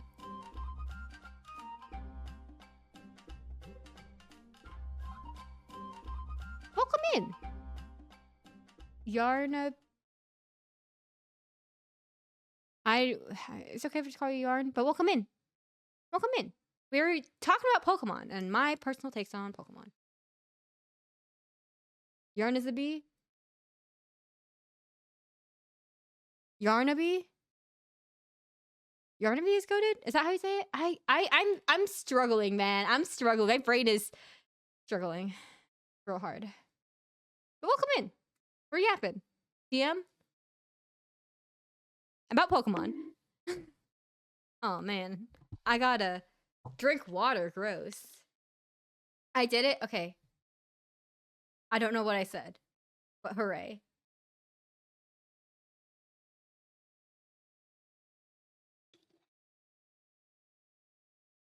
Consider the following: the damn microtransaction slop spin-off game, Pokemon Masters. God, geez, Leo, how about you tell us how you really feel about Pokemon Masters? But Pokemon Masters has voice acting for every goddamn character, but we somehow can't do that for the main game? Make it make sense? I didn't know they had voice acting. That's actually egregious. That's real bad. Pierre's concert in Sword and Shield was low-key embarrassing. No, that was really bad. That was actually really bad and very embarrassing. Like, they should be embarrassed. They should be embarrassed for that one.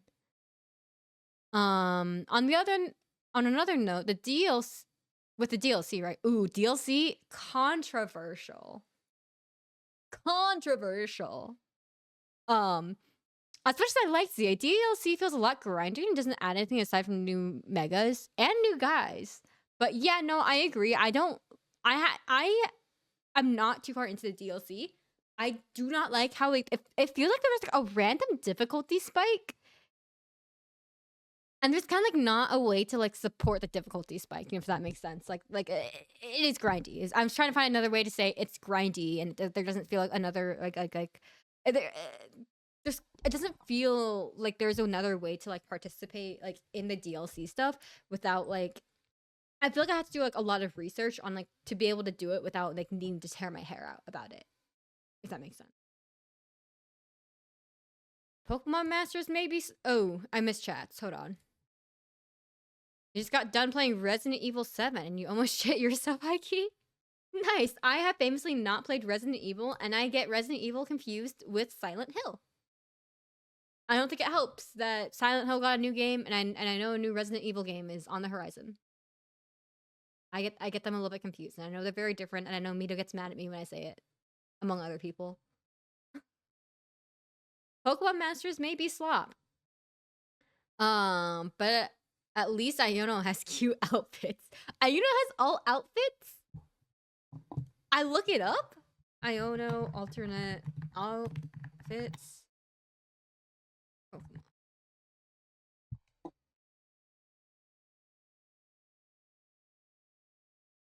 Pokemon Masters EX Wiki. I don't like the font that they use for this website.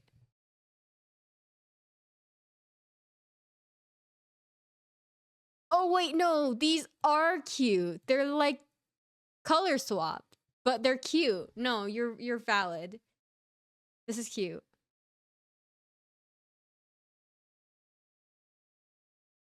She has little emotes too? Oh man, more emotes to look at.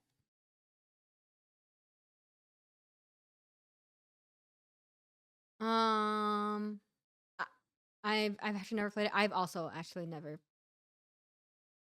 I also haven't played like the other one. The other what's the other game that they always like talk about for Pokemon Direct? It's like the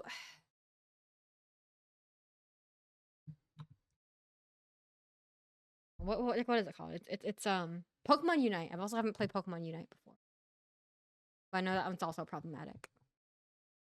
What's my favorite Pokemon? My favorite Pokemon is Dragonair, specifically Shiny Dragonair. I love myself a pink worm. Resident Evil is a great series. Would recommend. I personally don't think Resident Evil is my jam. I just not a vibe of the zombie apocalypse aesthetic, and the gameplay does not call to me. However, I will not yuck anybody's yum. If you are all about Resident Evil, we do have some Resident Evil lovers in the community, TM. I think. Unless it's a Silent Hill enjoyer. Again, I do genuinely get these two games confused, and I would be embarrassed about it. But I'm not. Masters just have sick fashion intro for the characters. I didn't know that. It makes sense that there are alternate outfits. It makes sense. I did not know they had alternate outfits. I don't even know what like Pokemon Masters is, like gameplay wise. Even like, if someone had to put like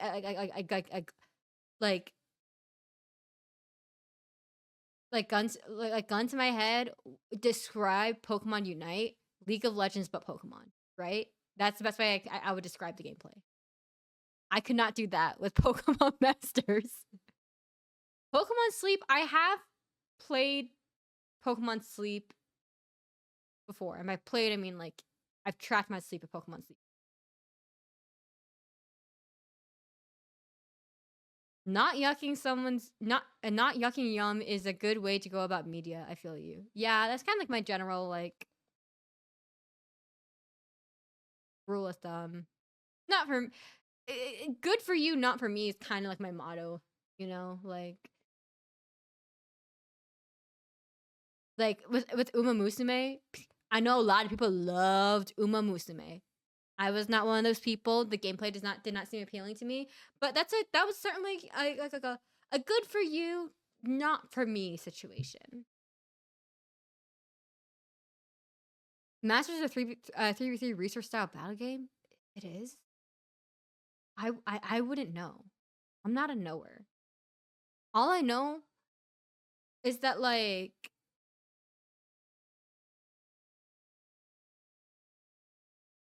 I feel like the player characters like I know that's how we get like the names of like the player characters from like Sword and Shield and like bullshit like that, right? That's kind of like all I know about like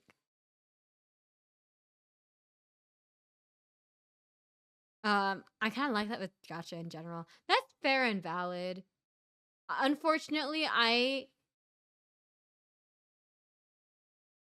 in the early years of Genshin from like I wouldn't say when it released, but like right when we got to like the Inazuma updates to oh god, Fontaine. I was sadly, deep in that Genshin Impact hole. I have escaped. I have not relapsed. I don't intend to go back to Genshin Impact. Especially since the last time I saw Genshin Impact's gameplay, I was like what's happening? Like we're in the Wild West now? You know what I mean? It was a little bit confusing to me in my brain that the aesthetic shifted so drastically. Also, it had been a hot minute, right? But kind of crazy game in terms of aesthetics. Like now we have like an Archon who's like special is like motorcycle question mark, and that's a funny sentence. And I saw the gameplay and it was funny, but like so confusing in my brain to think like it's the same thing with like Final Fantasy in my brain. You know, if that makes sense. Like I have played Final Fantasy 14 in the pandemic for a little bit, and I couldn't get into it at the time. A friend from class like, hey, like let's play this game, and I'm like, okay, whatever. And I just didn't get into it. Like I don't know. It starts like I don't know. You start like what, like in some like forest. It's very one aesthetic, and then to fast forward to watching Ryusei play, to watching Ryusei and Stelly play, and it's like digital computer ass. Like I'm like, oh, something happened in between the starting forest and right here, right now. And that's kind of like my brain with Genshin Impact. Like I don't know what happened, but something happened, you know?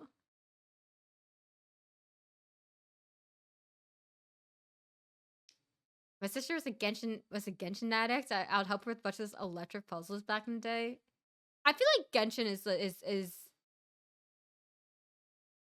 if I like the puzzles in Genshin. They're simple, but I like them. Does Ryusei play Genshin? I think Ryusei mentioned that they played Genshin, but I think they played. It had to be like 10 hours max of Genshin. Like they did not play a lot of Genshin. But I know that they have like touched the game like at least once. Or I'm misremembering, or I'm misattributing it. I saw him wish on some. I don't know. I don't know.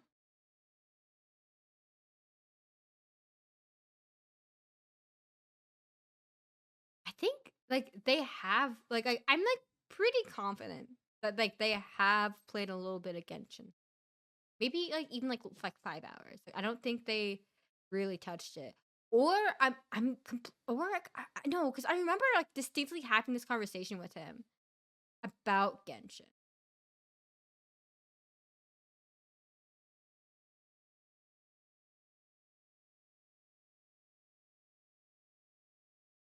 I don't remember. I don't remember. I really don't remember. I'm digging in my brain. I do not remember. The world may never know exactly. I don't know. But yeah, I don't know. I do one day intend to try to play Final Fantasy.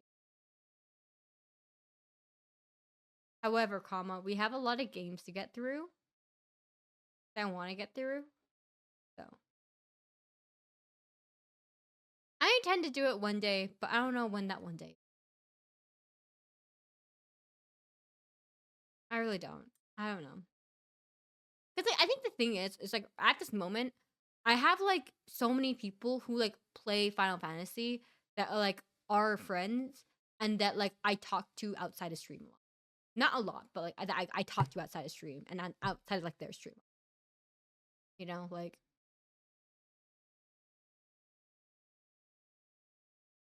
I have like the people who would play who would want me to play, but like I just do not have the time commitment to play. And I know that it is a hell of a time commitment. Because again, we start in the force and we end with computer something terrorism. I don't know. I didn't understand what was happening because I was still trying to get over the fact that it was digital worlds. Jiminy Cricket's journal digitized the sky.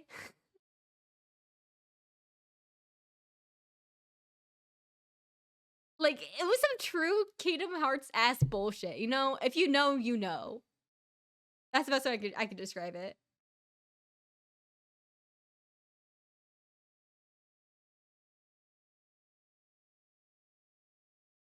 I was past base AR before I finally was like, yeah, I like this game. Every JRPG game. I guess that's true. I guess that's true. TLDR, Omega was a thing. Smile. Omega made me crash out in Monster Hunter. An entity knows. An entity knows. Because entity played it with me. There did come a time where randos online were dying more than I was, which I think was a good sign of my personal progress in that fight. And that's it. Speaking of Monster Hunter, I desperately hope that they fix Monster Hunter for the PC such that it doesn't immediately break on the PC. I know that that game has such severe performance issues.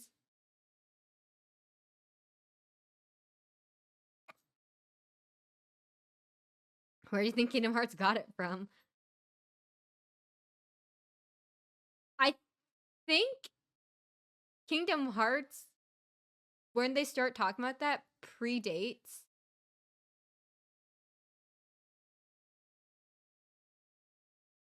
I think it predates.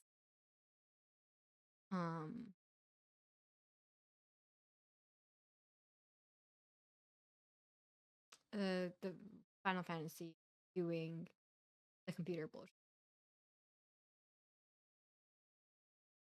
No, I'm thinking about Final Fantasy like 14. No, you're right. That's probably where they got it from. I don't know. My brain is fried. You're probably right. I'm still waiting for the video and sent it to Wisdom. I struggled. I one day may edit the video into Omega. I tried. Who knows? Apparently they're porting Wild onto Switch too? Wait, real? Wait, real? Wait, I'm looking real. I'm looking this up real. Uh, honest-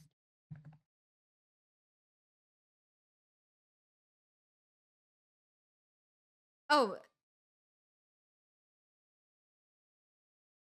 damn. Okay, it's been leaked. It's not apparently.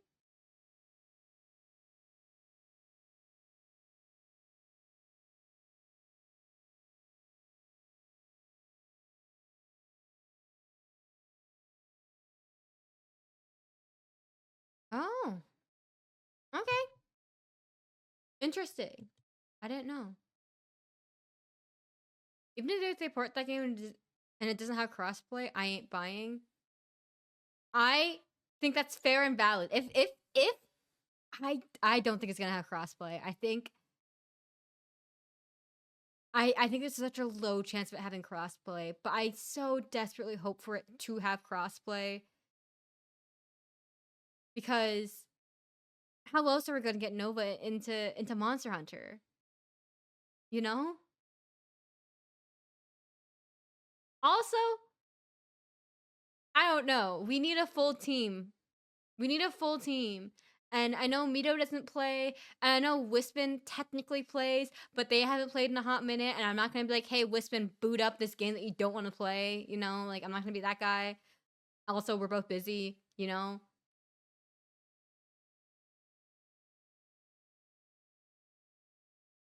I genuinely hope it's crossplay because there's no excuses. I also genuinely hope it's crossplay, but the thing is that Nintendo likes their exclusivity, so I have my doubts. I have hella doubts. Hella doubts. Because, like, Rise isn't crossplay.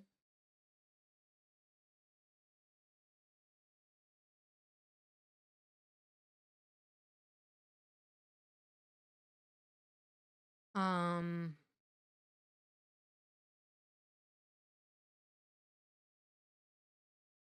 okay, but is there a Final Fantasy one? I thought they just kind of named Final Fantasy like random numbers because for vibes. Low key, if they're like, someone tell me, like, is there a rhyme or reason to the way that they number Final Fantasy games, or is it just like vibes?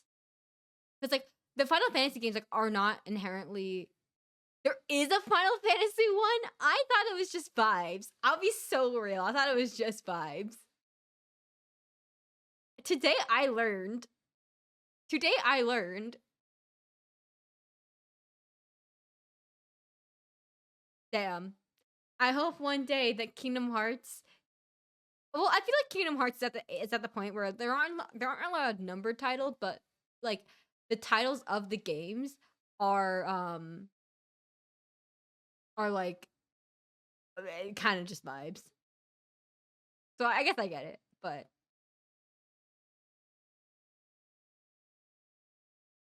I well, Rise was exclusive, but not this time. So genuinely, time will tell. I don't know. I just have doubts. I have doubts. My doubts are so strong. There's a remake of Final Fantasy 1, right? I don't know. I don't know. It's again, I didn't realize it was sequential release. I didn't realize I thought it was vibes. I thought it was vibes. I thought it was vibes. Mainline are all numbered. The series started back on the NES. That would make sense if old is one as hell. Um,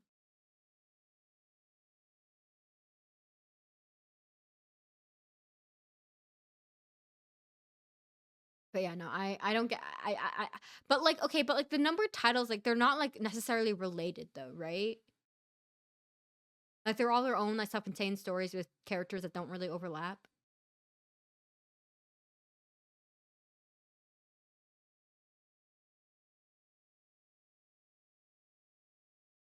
Granted, back in the day, not all were released in America, so the numbers differed between America and Japan. That makes sense and probably contributes to the they numbers are vibes thing in my brain. Fire Emblem also has 6 billion versions. Are they numbered? I don't think so, right? I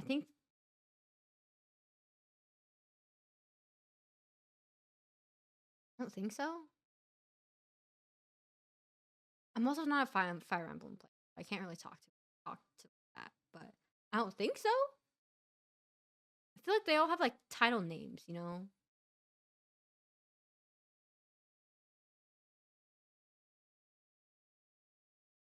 They're all their own stories. Okay, that's what I thought. That's like kind of like the only thing that I knew about Final Fantasy, low key. And I thought that the numbers were just vibes, but not. But I did know that the stories were separate.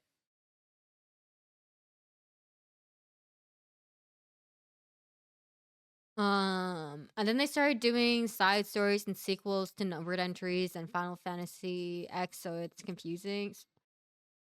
That makes sense. At the end of the day, I'm a Kingdom Hearts player, so that part actually does make sense to me. Um,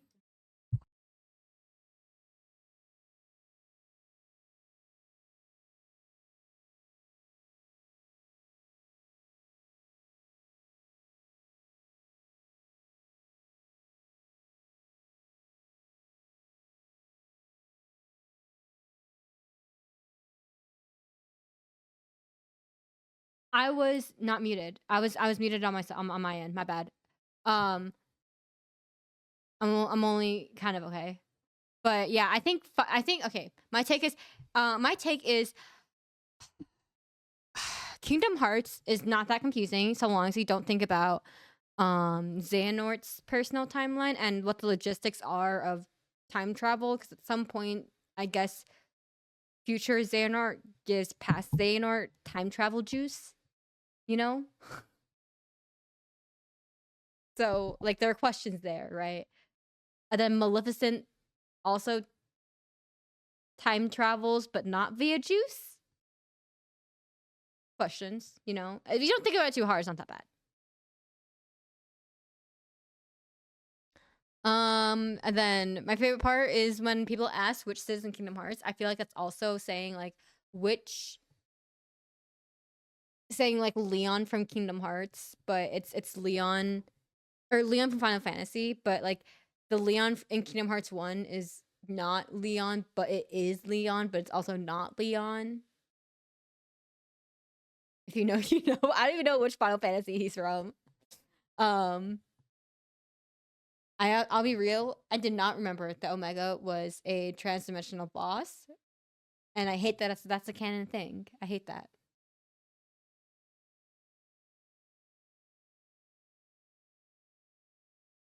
I used to be convinced that Aerith and Leon were from the same Final Fantasy. Honestly, I could be convinced that all the Final Fantasy guys in Kingdom Hearts overall are from one game. I wouldn't know. My ass would not know.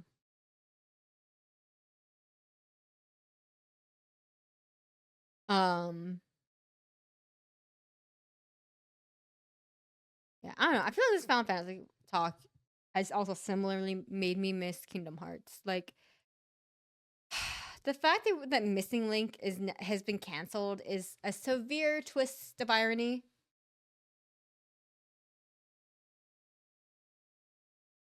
Missing Link, forever missing, R.I.P.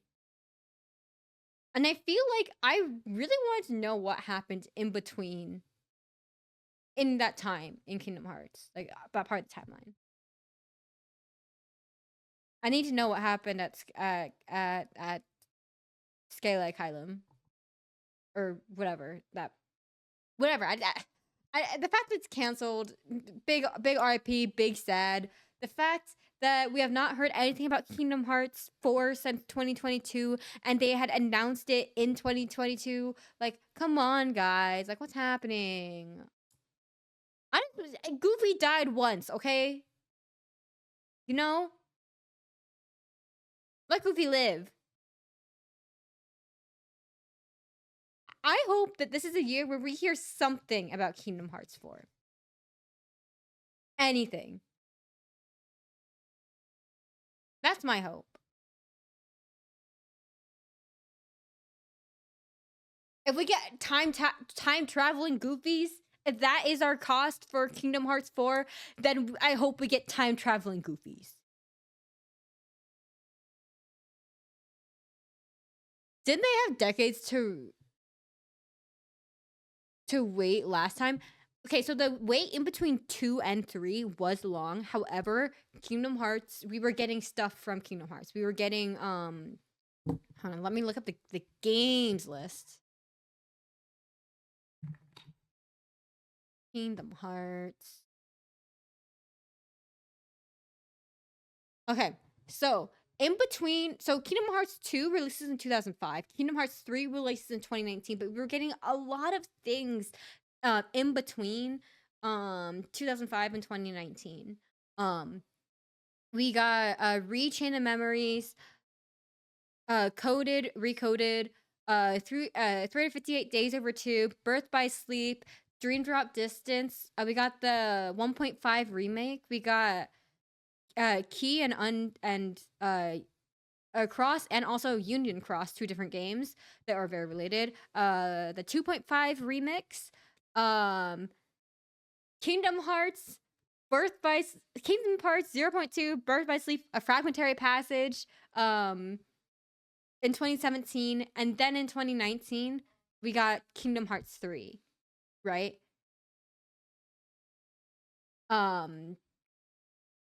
So, and this last thing that we kind of got from Kingdom Hearts, we got Dark Road and Melody and Memory in 2020, and then we have then we got the PC releases of like everything also in 2020. But we have not heard anything. So this has kind of been like a really long time since like we have like heard nothing from Kingdom Hearts really. Like we were supposed to get Missing Link like 2 years ago. Famously got canceled. And that was the kind of the thing that was supposed to tide us over, but like we haven't gotten anything. And like the thing is that we know that Square Enix like fired a whole bunch of people recently. Like they said they wanted to refocus on like making like their JRPGs or shit. So some bullshit like that. And they fired a whole bunch of people. And like Missing Link, there was a beta. We kind of know what the story was, sort of. Like, I know it was also in production hell, but like, I don't know. Really, it just sucks. It really sucks that it got canceled.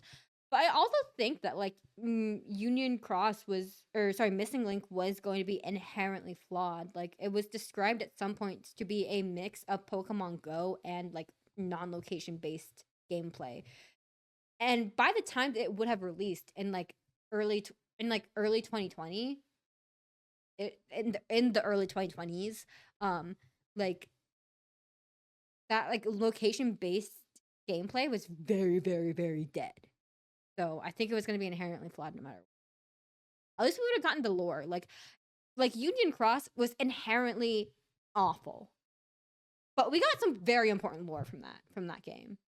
Do I have a VOD somewhere of me explaining the entire Kingdom Hearts lore? So here's the thing, Jake. Here's the thing. Yes and no. I am in the process of making breakdowns for the games. We are currently at 358 Days Over 2. We have only done Kingdom Hearts 1 and Chain of Memories, because we are going in timeline order, not chronological order of game release. However, I am experimenting with a new like art style for the slideshow assets, so that's why it's been taking a long time. Also, I just got really busy, but they are on my YouTube, both Chain of Memories and Kingdom Hearts. So the beginning is there, but we are in the process of making them. I do want to get back to it this year.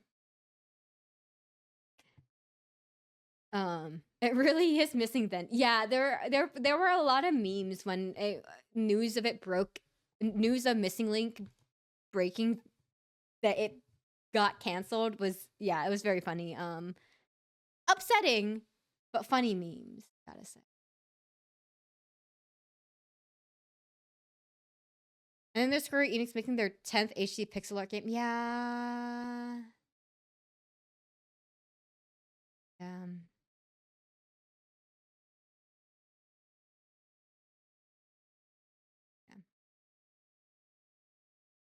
No offense, they might have been pretty cool games if given the chance, but we need some updates on their main hitters too. I agree. And like I think Tetsuya Nomura was also taking a step back from Kingdom Hearts. Like I just think there's a lot of like internal bullshit happening. Like because for Kingdom Hearts 4, we know that Union Cross is going to be very important. Kingdom Hearts, Kingdom Hearts Union Cross was inherent, like was the Deus Ex Machina in 3. Like Ephemer winked at the camera, you know, but they were the Deus Ex Machina. They were the one to bail Sora out of jail, you know. We also know from the 2022 trailer that we got that Starlitzia is apparently going to be relevant. And Starlitzia was a very big part of Union Cross. So Union Cross is becoming more and more relevant. We are talking about like the foretellers. We are talking like the foretellers showed up. Lushu is Zigbar. You know what I mean? Like Union Cross, we were elaborating on Union Cross like now. Like that's the direction that we're heading in. Like the Master and Masters was relevant in the DLC. Like we got lots of scenes of young Xehanort talking to the Master and Masters.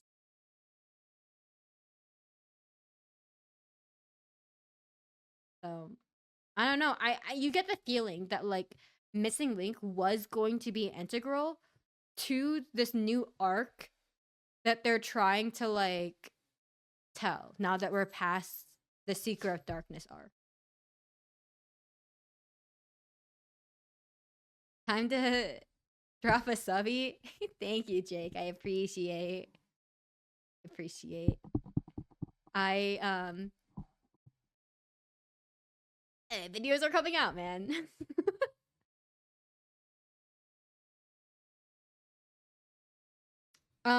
Me trying to understand as I've forgotten the Kingdom Hearts story and lore every time. Unfortunately, for better for worse, Kingdom Hearts lore lives rent free in the back of my mind. Unfortunately. All I know is that one of the Master Keyblade guys is Ray Chase. Is he? Hold on. Ray. I gotta look up which one. Which one is he? Kingdom. No, he is the Master of Masters. Okay. I got confused and I don't think I read the chat proper. But yeah, the Master of Masters. Oh yeah, I almost forgot Xehanort is from Kingdom Hearts. Yeah, I mean honestly, Xehanort, what a guy. I love how like in Kingdom Hearts 3, spoiler alert, I guess, but like the game's kind of old. And if you're like not into it, it's not gonna happen. But like in Kingdom Hearts 3, like so like Kingdom Hearts ends up like the Dark Seeker arc ends with this 7 light and the 13 darkness clashing. Although the 13 darkness end up being like 13 Xehanorts. Some of which are just like Nordaid Organization 13 guys. Some of which are truly young Xehanort. Old man Xehanort. Xehanort. Xehanort Terra, aka Terranort. Xehanort's nobody and Xehanort's heartless. Like that has to be cheat. At what point do we call that cheating? Hey. At what point do we call the battle between light and darkness where all the darkness is just 13 of one guy? When do we call that cheating? Gotta ask. I gotta ask.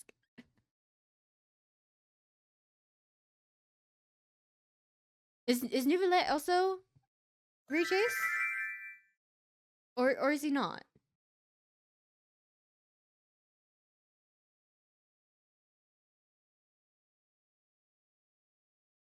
I don't know. This man has kind of a stacked like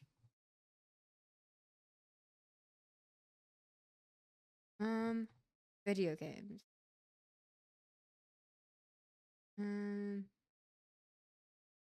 It's a pretty stacked resume though.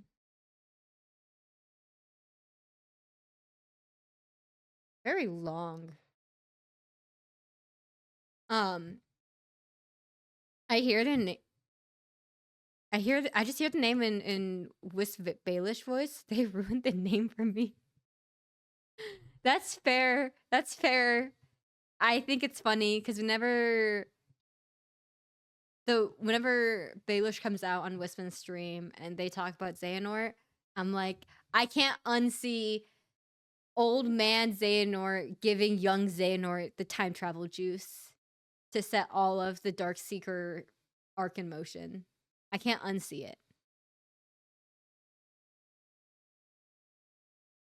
It's just fun. Oh, yeah. I recognize I didn't realize that it was his voice, but I've consumed enough of the media that he has voice acted in that I feel like I maybe should have.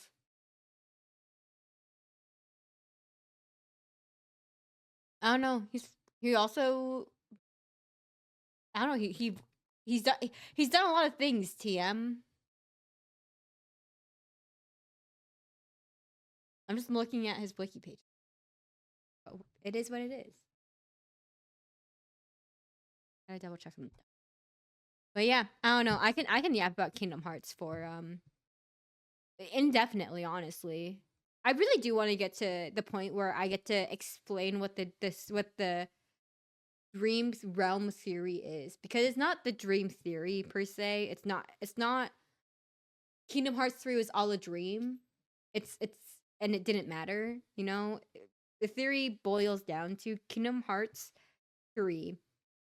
What we see is all a dream, and it also mattered because of the way that dreams and alternate timelines work in canon.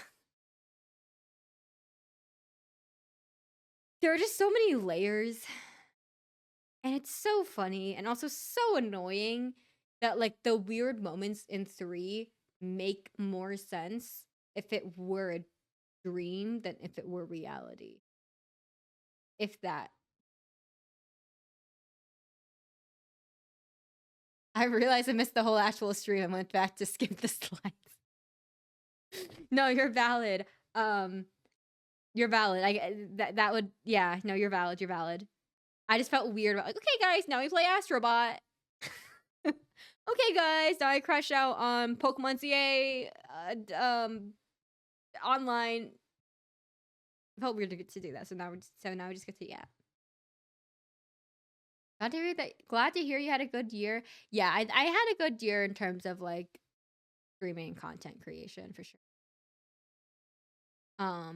But yeah, this year I'm definitely focusing on being kinder to myself. Also, just like again, the world is on fire more than it was in 2024. Particularly in the US, right? Like the world's on fire all the time. Places are on fire all the time, everywhere, all the time. But like my immediate world is like has been impacting my mental health a lot this past year. So 2026 might get worse. So I'm gonna focus on being kinder to myself. That's kind of the thought.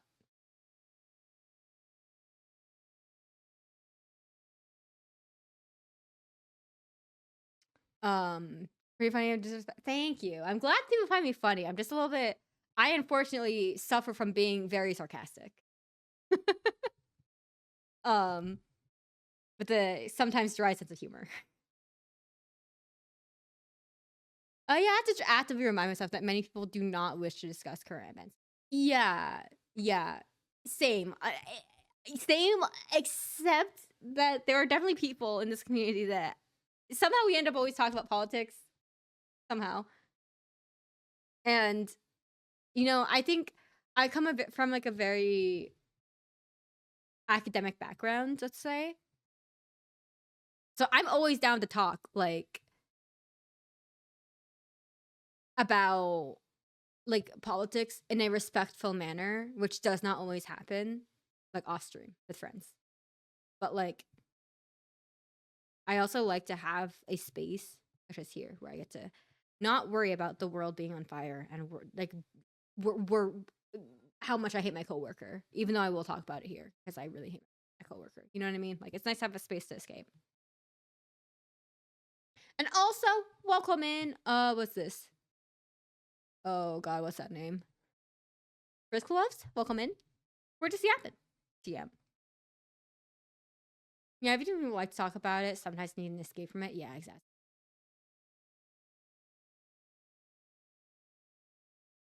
We do love hating on the coworker. We do love hating on the coworker. I'm so sad that he's back in office next week. As a straight white man, TM, a lot of it is more detached from me and less like actively screwing over my life. It's so I gotta remember that when I want to chat about things, it's more real for others. Yeah, yeah. No, you're valid. You're valid. And I think there's definitely like a time and space to like have respectful conversations too. So even if your like identities are like such that you are in a more privileged position in society, like I think it's still valid to talk about it. But yeah, no, you're valid.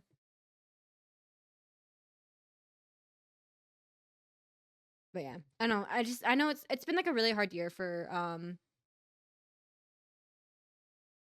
yeah, it's not even about opinions, more about the discussion is more draining for others. Yeah. Yeah. It's like even the conversation about like AI, right? Like I know people who are like doctors who are like really freaked out about AI coming from for their jobs, right? But as somebody in tech, like the way that I see the timeline, and this might be controversial, is that like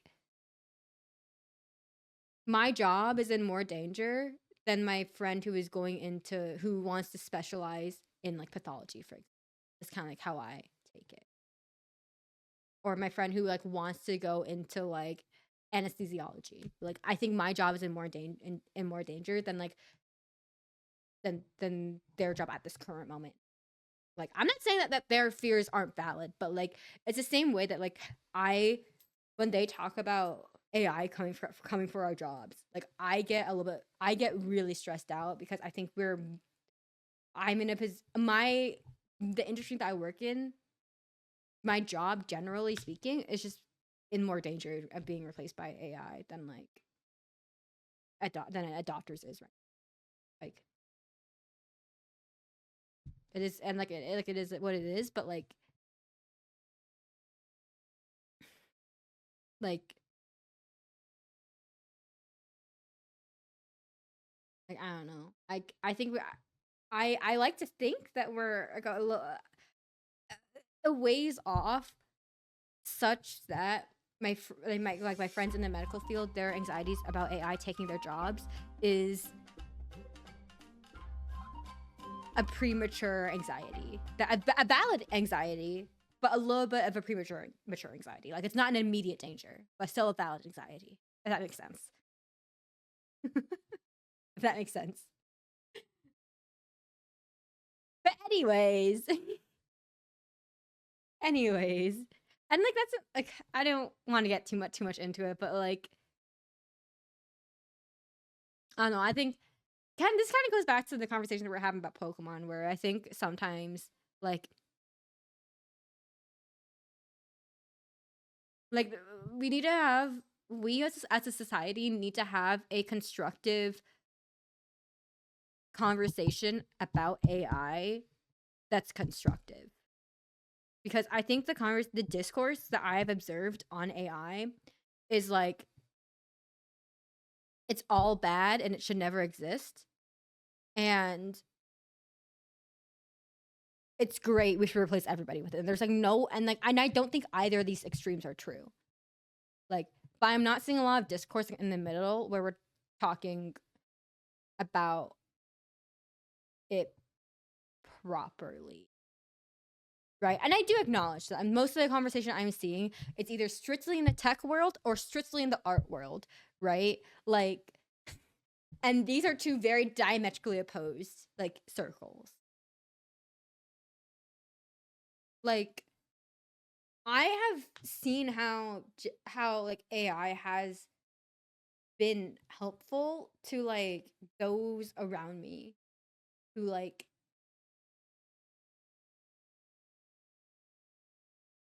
use it to help them be more coherent, and when they're in a position where they're are struggling to be clear and communicate, if that makes sense, if you get what I'm putting down and the roundabout way that I'm talking about it. But like I also agree that like like in terms of like education, for example, we as a society are barely ready for like looking stuff up on the internet in terms of like education in the US, right? Like therefore like we are most certainly in terms of education is most certainly not ready to deal with Gen AI. You know what I mean? Like there are conversations that need to be had, even like just the conversations that I like on like an interpersonal level, right? That like need to be had that are constructive and not necessarily like glazing AI, but aren't also saying, "Oh, all AI is bad." Full stop. You know what I mean? Like I think there is a middle ground somewhere in between the two extremes to be had. That's kind of just my take on it. And I know that tends to be on the controversial side in the circles that I run in, but I am standing on that hill and dying on it respectfully. um I pray that my job isn't replaced too, but I'm a manual laborer and robots cost hella money. Also true. Like I think that's also like a thing that like that's also true. Like, you know what I mean? Um I'm cool with machine learning. I'm not cool with generative AI, and that's valid. I don't know where I am with generative AI. I think there needs to be better protections in place, but like we don't have those. The law is always late, as they. AI in schooling is a bit terrifying. I agree. I'll be okay with Gen AI if it's trained only on art with user permission. I don't know.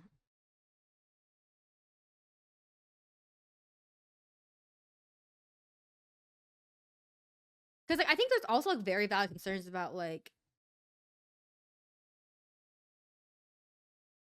about the way the burden of resources of AI and what the output is like on the planet. Right? There are conversations about AI that are valid, but like and again, it's the internet. It's the whole Pokemon of it all, where like these conversations are not happening because the internet loves to see things in black and white. And it goes from both like stuff, real world stuff about politics, or and like AI, to also very stupid stuff like, is Pokemon Scarlet and Violet good or not? Yes or no? But the answer is somewhere, there are good aspects, but also, you know, like there's an in between that I know. I'm unfortunately an academic at heart. I love a good constructive conversation, and I don't get that on the internet. The toxic part of me loves it when people fight in the comments, like on TikToks, and it's over something stupid. Like again, I will tell you a story again. Like you know, we watched the Game Awards this past year, and the that one trailer was like that one really disturbing trailer where like they kidnapped peasants and raptured them.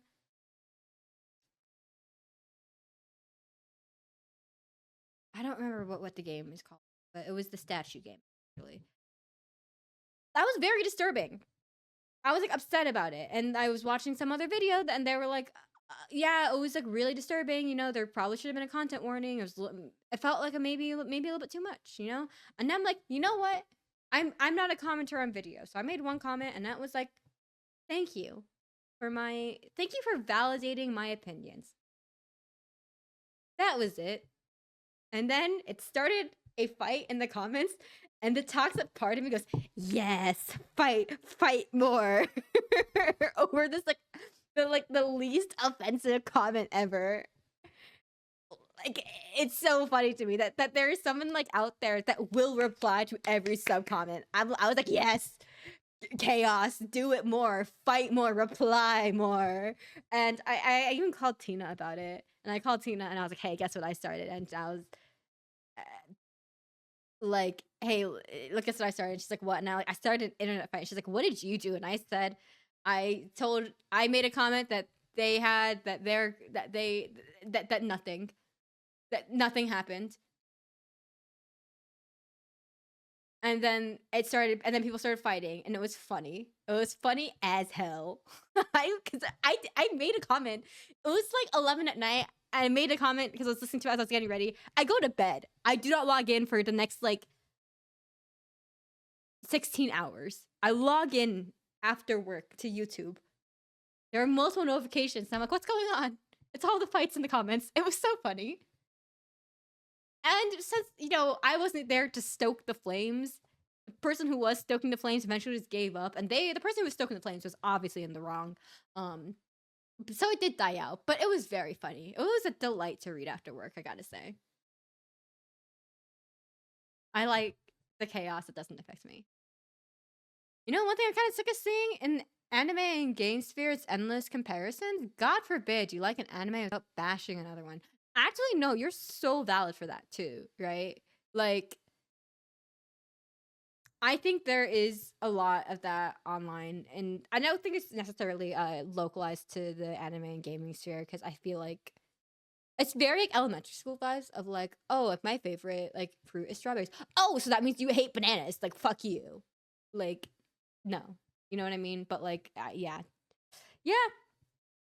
that's another reason why a goal for me this next year is to touch. I touched a lot of grass already to begin with, but to be kinder to myself and to not work after work as much. And one of the reasons, so that I can take more time and space. But I do love reading fights on the internet. Don't get me wrong.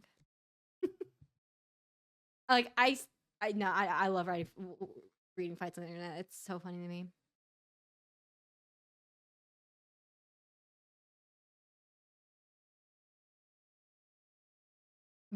It's legit. My dad could beat your dad, but adults. No, it truly is. I don't think I heard that when I was in middle school, in elementary school. But no, you're valid. I gotta go to the bathroom really quickly. But I enjoy yapping about this. So give me a hot second. We're gonna go to the BRB screen, but I don't know how long we'll be there.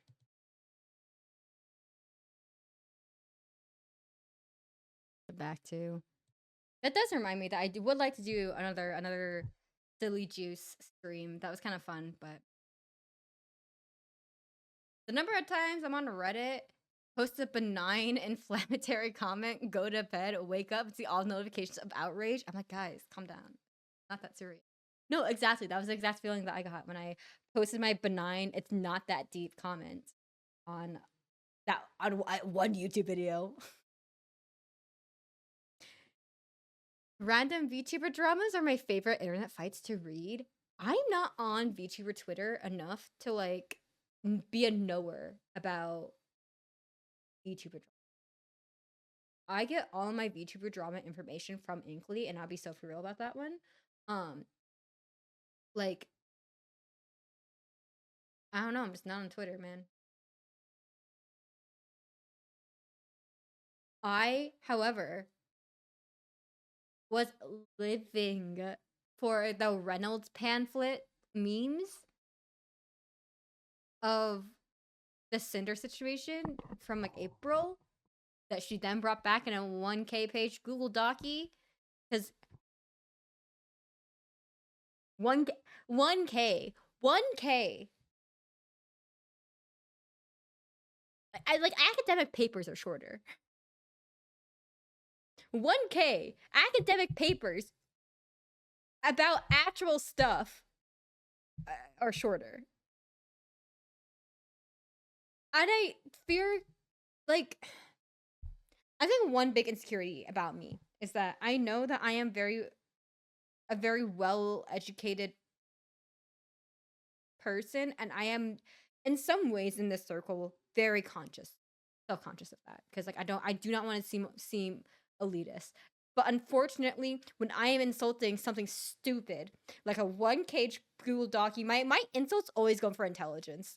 Unfortunately, like, I'm sorry, you made a choice to, like, do you have like that Google Doc had to be lagging like crazy, you know? Like,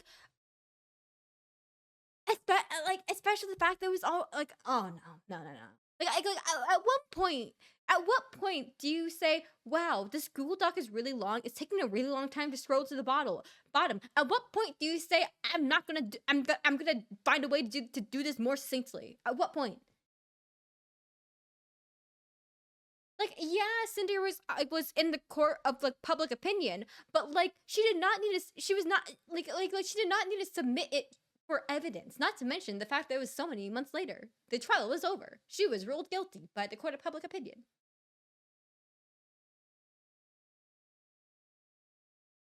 It was 1K, and really only talked about Nano, and really she only made Nano look like a flaky artist. Which fair she was, but girl, she was awful to her friends. And the main reason why I was pissed, imagine agreeing to perform at your friend's first IRL concert and then canceling days before by blaming a very reschedulable card event. Yeah, like, I also acknowledge that I do not have enough know about the VTuber community to like have a super strong opinion about the specifics of her behavior, if that makes sense.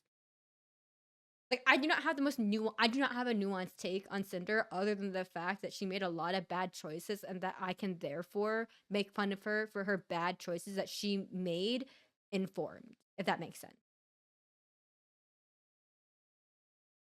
Like I feel like if you were making public actions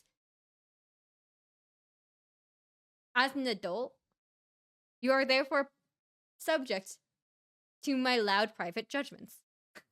You know?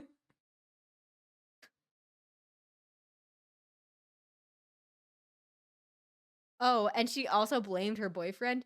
Yeah, I think the fact that Redacted would come in to the 1K Google Docky and give their like 2 cents on the matter, and the fact is that like, did the community maybe like dogpile her a little bit too hard? Like, possibly, right? Like, I'm not saying that like people should necessarily be bullied online for their actions.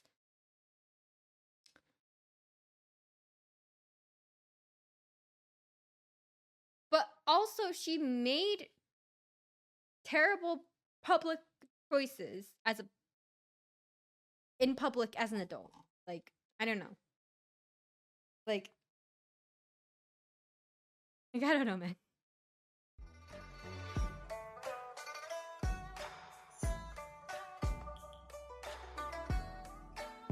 Welcome in, Raiders. Hold on, I'm having a really hard time reading your username because I am just having a hard time finding the raid message. But welcome in, Raiders. I hope y'all are doing well. Sorry, my phone is charging TM, so that's why my model will sometimes stop working because I'm like literally leaning in to get a better look at get a better look at you. But you guys were doing a quiz show? How was that? How was that? We are sitting here and yapping. We were talking about doing kind of a look back at the year of 2025 and what to expect looking forward. Now we're just kind of sitting here and yapping. We're specifically talking about the Cinder drama that happened. We're kind of sitting here and talking. But Thank you so much for the raid. For those of y'all who do not know me, I am DX, aka Xiaojia. I respond to both. I'm a Moon Bunny VTuber, and usually we play a lot of Nintendo titles and Pokemon, but we're just yapping. But if any of y'all needs to not be online, that's chill. Go take care of yourself.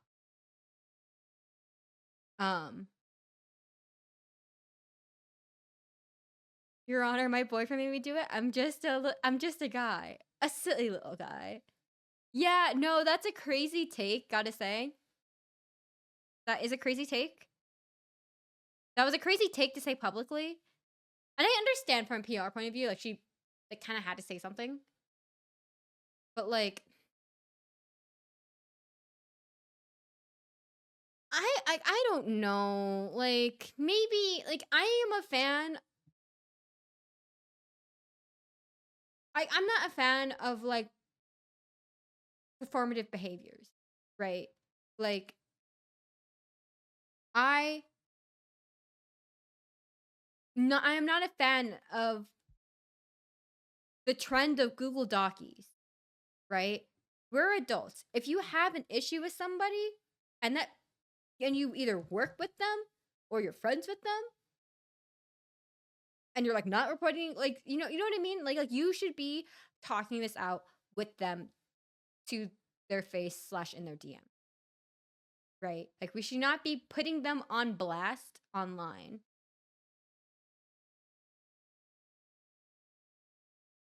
I'm not a fan of this Google Docu format. In terms of like, oh, this person did this thing to me and they wronged me. And I thought that I was their friend. Like, you know what I mean?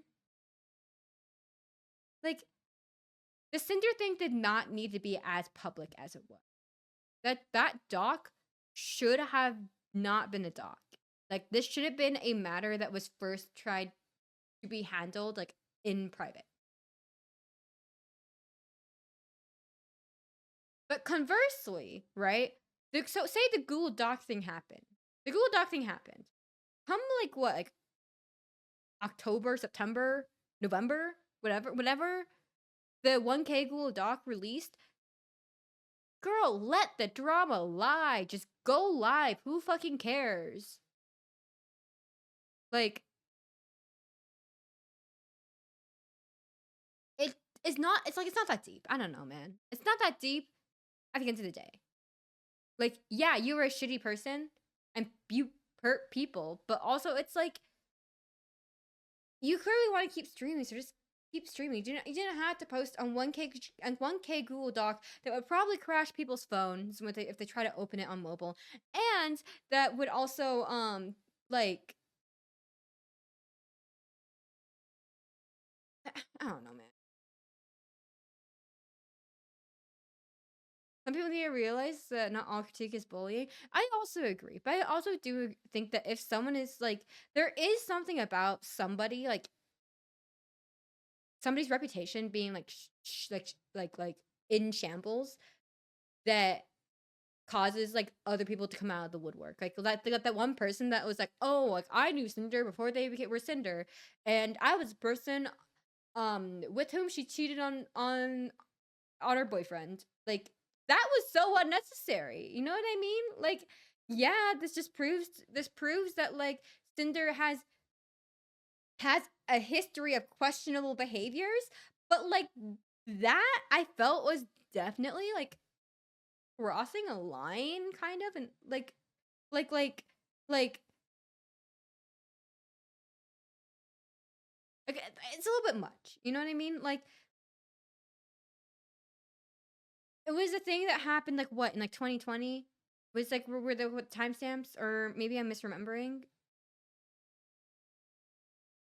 Like, yeah, this person may have always been shitty and they may not, but like I don't know, it just feels weird to air out like, oh yeah, like to air out the laundry like the way that it was. Like I don't know. Like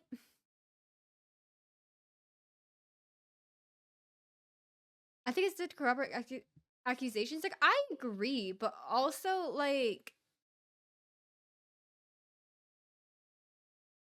I agree, but I feel like that one in particular felt irrelevant, right? It didn't feel relevant, right? It was a different situation, but it was something that like it was a long time ago, right? Like statutes and limitations exist for a reason. I'm not saying that like, but like that really kind of like it felt like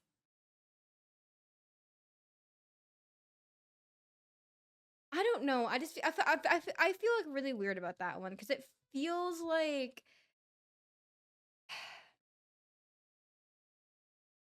I don't know because I think the person who came out like about it that was like, oh,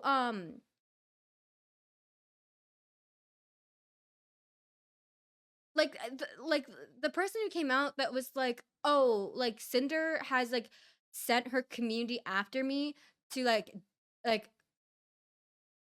like to like accuse me of stealing her design when I was the one to come up with this design. Like I was the one to release this design first. Like not to mention she does not have the concept of a fire dog. Like she does not own the concept of hell dog.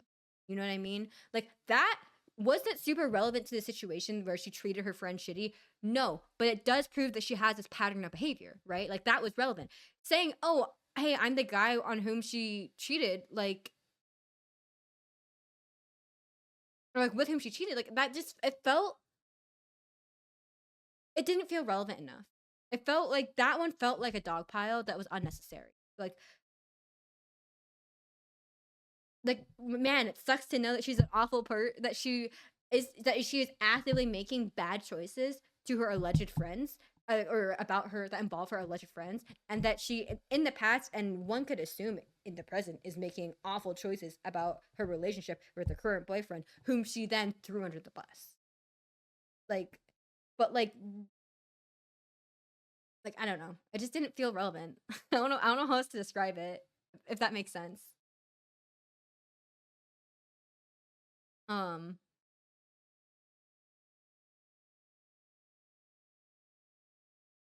Thank you for the bread, but sometimes it's a Me Too movement kind of a thing where more people add evidence related to allegations at hand with the random old Cinder boyfriend. It was entirely unrelated. No, yeah, I agree. I agree. Like,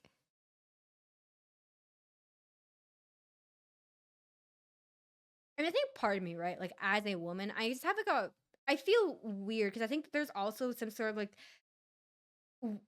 certain way that men may see a woman when she is down and when men feel wronged by women see a woman when she's already down to like they to feel like a certain like liberty to kick a woman when she is already down.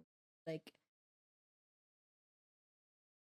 I I think there is some I'm sure there is some gender something some odd at play about it. And it felt that one felt gross and obviously like I'm not condoning Cinder's behaviors that bad like at the time. I don't think that Cinder's behavior like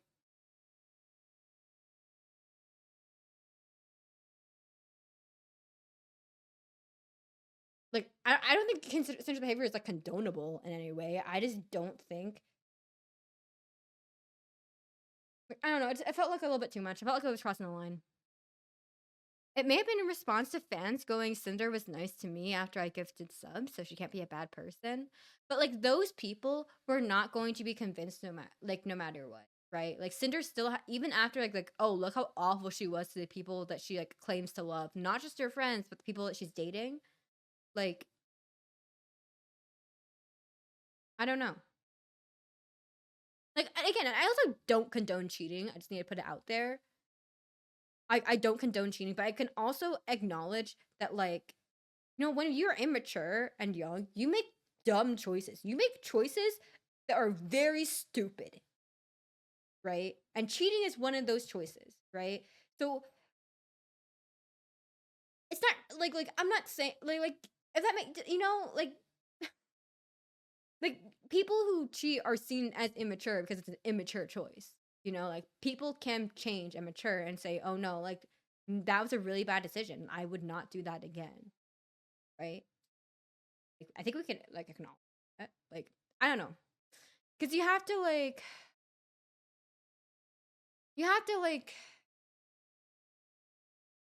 there has to be like a balance. I don't know. And I think especially something with cheating, right? If like that one person came out and was like, "Oh yeah, she cheated me with this person," and like we know that they apparently had like a history of a rocky history, right? Like that Cinder and Red, you did whatever, but like I don't know. It's like I don't know. It's like I didn't know that. Like I mean honestly on that matter, like I didn't even need to know that any of this was happening behind the scenes. I didn't even know who you were before this, you know. But like if I absolutely had to know that Cinder was an awful person to her friends, I most certainly didn't need to know the story from 5 years ago when she was cheating on her boyfriend with some other dude on Discord. Like, you know what I mean? Some people just don't get the whole time and place thing. Other people were having their voices heard and old boyfriend was taken away from that rather than adding to it. Yeah, it definitely also it distracted the narrative. Like you're totally right. It did distract the narrative of like she was using people as stepping stones. Um, like that she was using people as stepping stones, and that not only because like I don't know, that just felt like she was using. She just made a bad personal choice, but it wasn't. It didn't like there was no like there. I didn't. If I recall correctly, there didn't seem to be like a career gain from cheating on her boyfriend. Yeah, sorry, I don't have a bald redeem, unfortunately. Fortunately or unfortunately, I do not have a bald redeem. My hair is stuck to my head with industrial glue.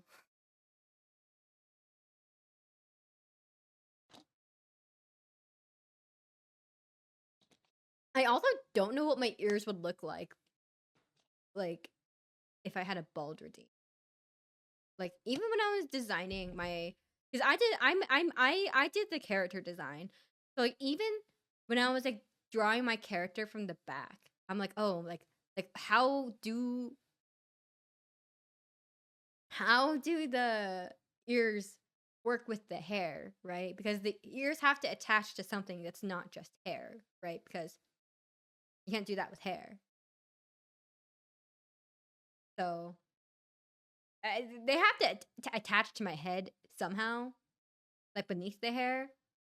And I still don't know. So I don't know. Like I'm also thinking about it from like this a 3D point of view, but like I don't know.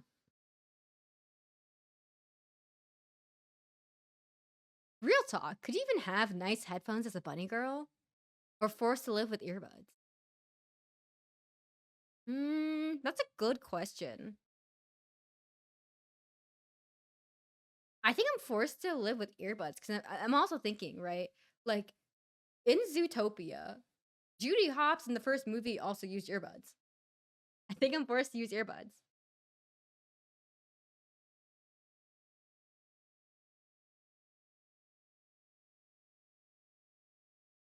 Oh yeah, no, I can tell you right now, I do not have human ears. I do not have human ears.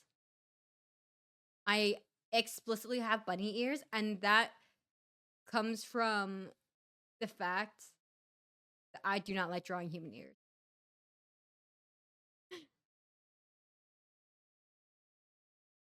How would I be able to? Okay, is it a crime right now to admit that I use earbuds for streaming? And therefore I use earbuds for other gaming?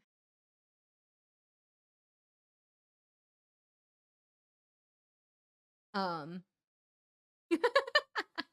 Damn, I think I oh no, did I just alienate a lot of people? Listen, I just don't I don't I had okay, I started off the year with like a pair of headphones, but they were really old.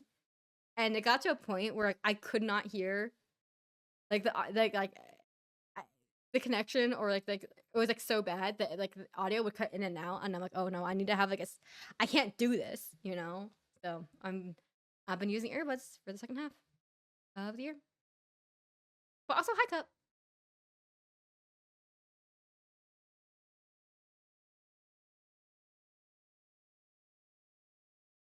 I do art. I do art. I don't art a lot, like, but I did make all my emotes. I did make all of my emotes, so I do technically art.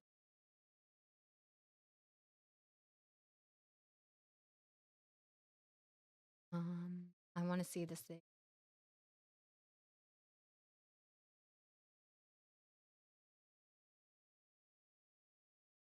Am I not looking at the thing?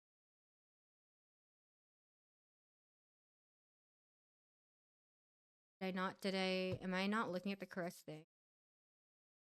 No, actually, that's awful. I am a.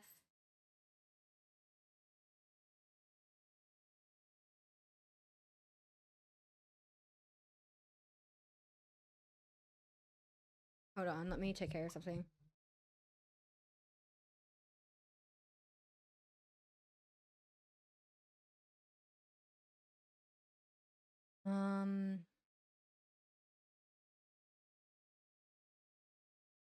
Also, mods, please take a look at the mod chat general for me. Thank you.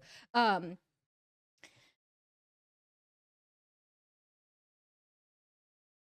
my god.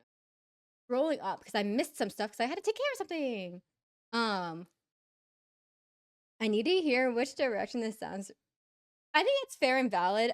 Actually, I had this does remind me for the Fortnite players in chat. Do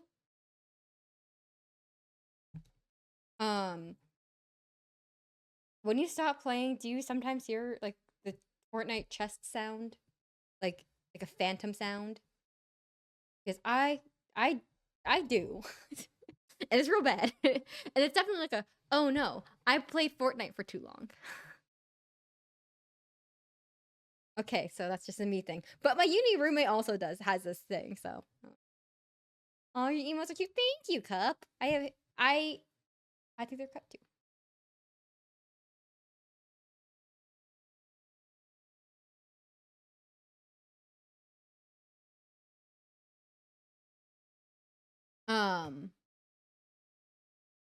But I don't know. I thought that was maybe I don't know. I feel like if I play enough Big Run, I have phantom visions and audio fly fish and stinger stuff. That's okay. So you get it. You get it. Huh?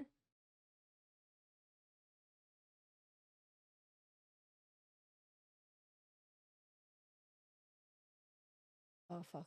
I do. I fucked up. Oh, I didn't fuck up. I fixed it. Okay, awesome. I'll be real. I think the last time that I played Splatoon was like with Up on their channel. That was so stressful. And I'm so bad at Splatoon. But I am excited for 4 and when Raiders come out. Stressful? Why? Because listen, I just know I'm like rusty as hell when it comes to Splatoon. I know I'm rusty as hell, and like DX today is just not a great Splatoon player. DX in 2023, beginning of 2024 was like an okay Splatoon player. Now I'm just not a good Splatoon player. Any PvP stresses me out. No, that's fair and valid, but the difference is that you can't scream and panic in Splatoon because you're already dead. In Fortnite, you do have time to scream and panic before you die. I say after getting my ass beat in Silk Song by the same boss for an hour today. Ooh. Ooh. I do intend to play Hollow Knight. It was gifted to me by a friend So I do intend to play it at some point. And knowing that Hollow Knight plays like Marth gives me some sort of like frame of reference of like what physical game play is gonna be like. But like, man, I don't know. I play Corrin in Smash, okay? I play Corrin in Smash. I don't know how that's gonna translate.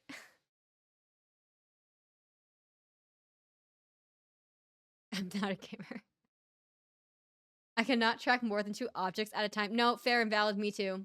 Me too.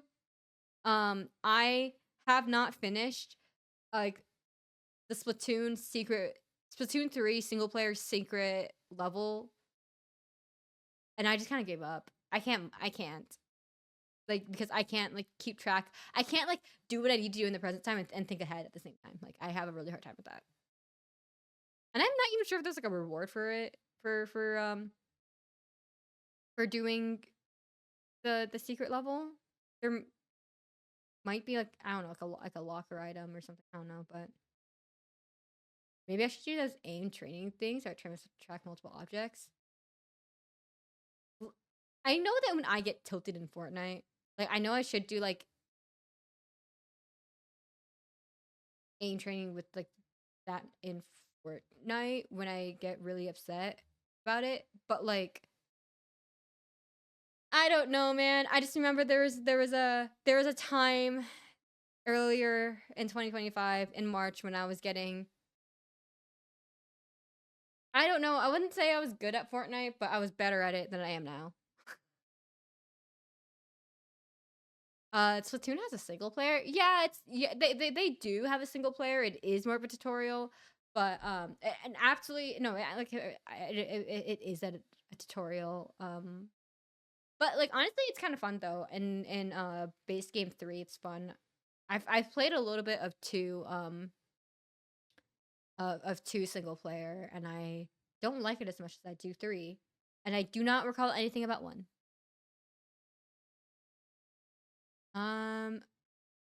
No, Peacemaker 2, that's actually kind of tough. Was a DLC, I think. Are we talking about Splatoon still? I'm not sure if I know what you're talking about, Jake. I'll be real. But I do know like the Splatoon 3 DLC side order was taken less well than Octo expansion. But okay, is it bad? But I really liked the Splatoon 3 DLC. I think it has a lot of replayability. It's also really fun to like learn how to play a weapon in the lens of side order. But that's just me.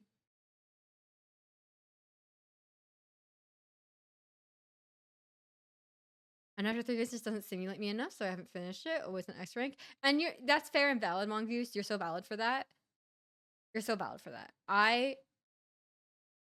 No, you're valid for that. Because like I for the most part just didn't like, I don't know, I don't like playing with randos online, and I haven't played Splatoon with, like, this is kind of the first time where I've been able to like play Splatoon like with a team of people, like a full team. I don't know. And I know for like ranking, like there is like a single player queue, but like I don't know. I don't know.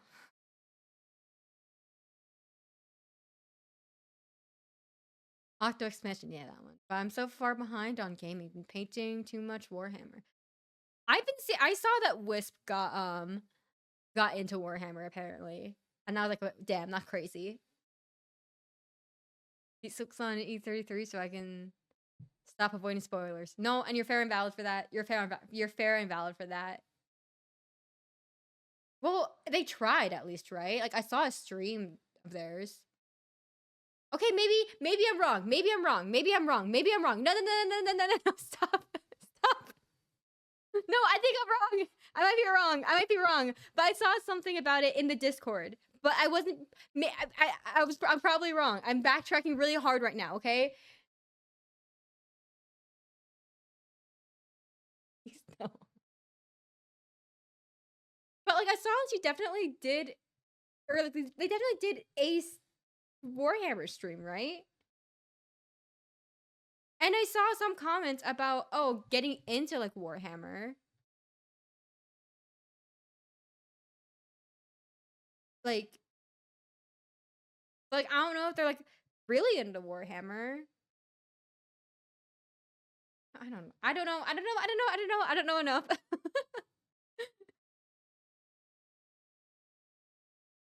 Maybe I'm hallucinating.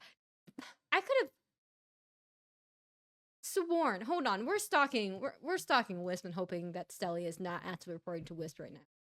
If Stelly is still lurking.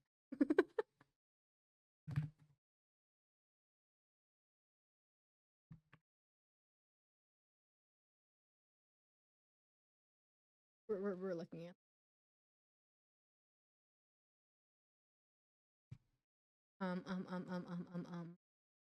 Probably under videos. No, I think I'm hallucinating. I'm hallucinating. Never mind. I'm hallucinating. But yeah, no, I've also missed a lot of people's streams recently. And it's like sad because I love to lurk and like hang out on other people's streams. Just like as a thing to listen to, but also like I don't know, I like supporting my friends too. But like I think like streams that happen earlier in the day are really hard for me to catch because of work. Unfortunately, it just is that the way that it goes that like my attention span wanes as we get closer to the 8th hour of um of work TM. So I will be more likely to be on Twitch kind of close to like when I get off of work. But yeah. I'm missing you. Yeah, I miss hanging out in your streams, Bach. But like right now, I don't know what it is, but the time difference is such that I am passing out at a time before you're live. And then I wake up and it was like, oh, did you know Bach was live? And I'm like, God damn.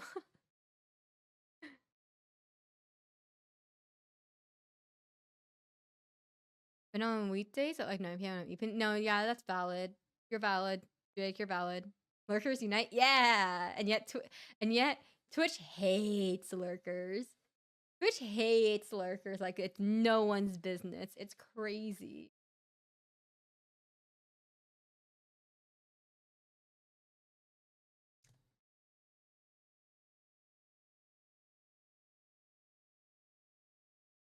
I know. Yeah.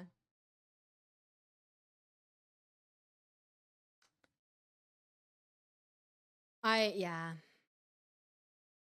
It's something.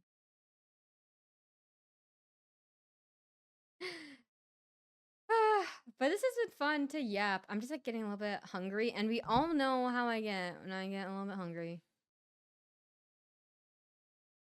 Is it because I fucked up? Are we laughing because I fucked up real bad? Am I gonna be hearing about this from Wisp somehow? Oh man, I'm sorry, Wispin. I fucked up, Wispin. Please don't make fun of me. Don't make fun of me. Girl, did you mean they're getting into Warframe? Listen!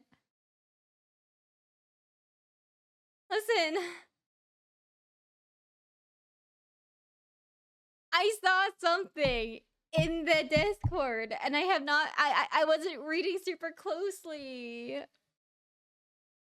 Man, let me go like bury my hand. We started stream with me talking about how I fucking killed Wispin in Minecraft, and now we are ending stream with how I'm just fumbling. Again, Wispin related. Somehow. Goddamn.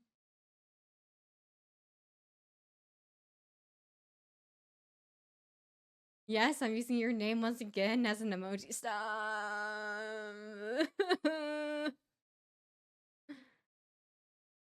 Oh, man. But yeah, this has been fun to yap. It's been fun to yap. I do enjoy yapping. It's kind of why I don't do I don't do art streams because I end up yapping. Like I'm gonna go bury my head in the sand and let this new memory haunt me for forever now.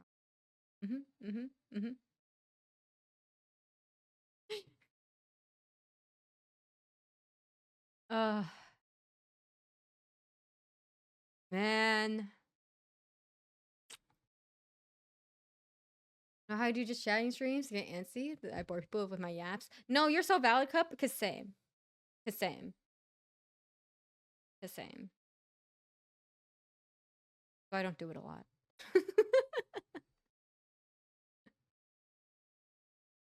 Warhammer, Warframe, it's all the same. Don't worry. Okay, like I know like they're similar. I think my brain just categorizes them in the same. Put them in the same place. Put them in the same folder.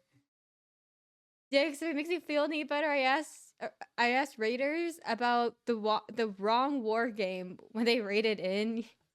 Okay, so you get me. You get me. I was literally like, my friend Jake likes it, and then Wisman had to be like, that's not the same game. You get it. You get it. People on the sun get it. Okay, I'm hungry, real. I did not think I was going to be chatting, just yapping for this long. I only anticipated us yapping for probably about an hour. So this has been fun, and I do genuinely mean that. Let us find a raid target. I'm so glad you almost remember. That's crazy.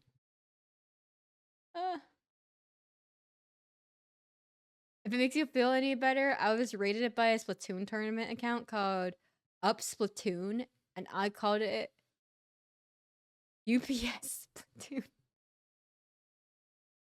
No, you're so valid, Cup, because I would do the same thing. I'm really bad at reading people's names. The full names on Twitch. I think there's something about the casing that like my brain just hates. I don't know, man. We all get it. We get it. This is why when I go into someone's Twitch stream, I never expect them to call me Xiaojia. Even with Leo, who I never expect to hear Xiaojia from people, and then Stelly and with normalized people call me Xiaojia, and now I get to watch people get peer pressured into saying Xiaojia, and it's hilarious. It gives me joy. That was also a great joy of this year, was to watch people get pressured into saying Xiaojia. Okay, I just want to see if there were any mutuals online TM. But we're probably gonna raid the person that Box suggested. Oh God, I'm hungry.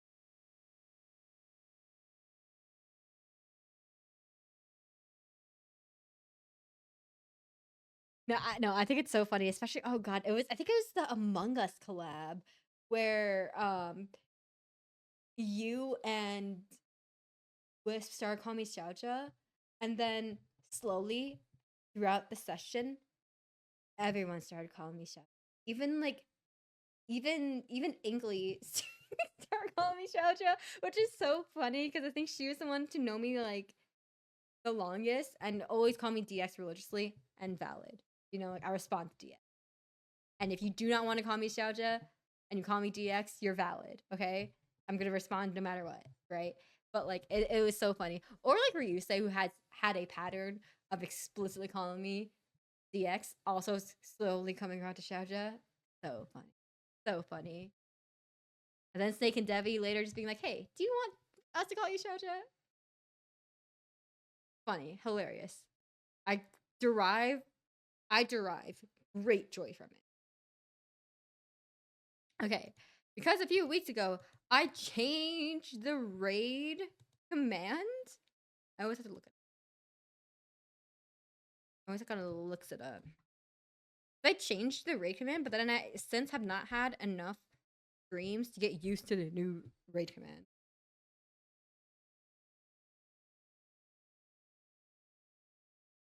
All right, and we all unpaused these. Very awesome, very pog.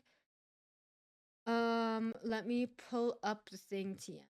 I might call you Xiaojia over VC, but I doubt I'll remember the spelling. You're good, you're valid. Let me find the target TM that was suggested to me TM.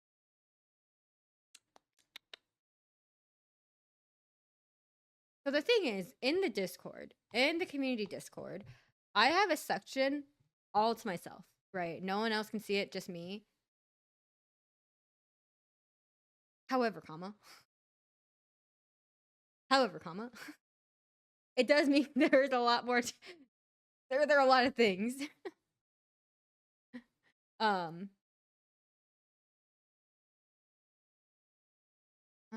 Okay, let me take a look. At some.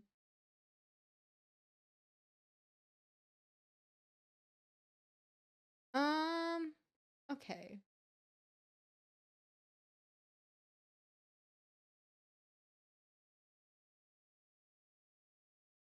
Okay. Can vibe with ooh. What if we did? Oh shit.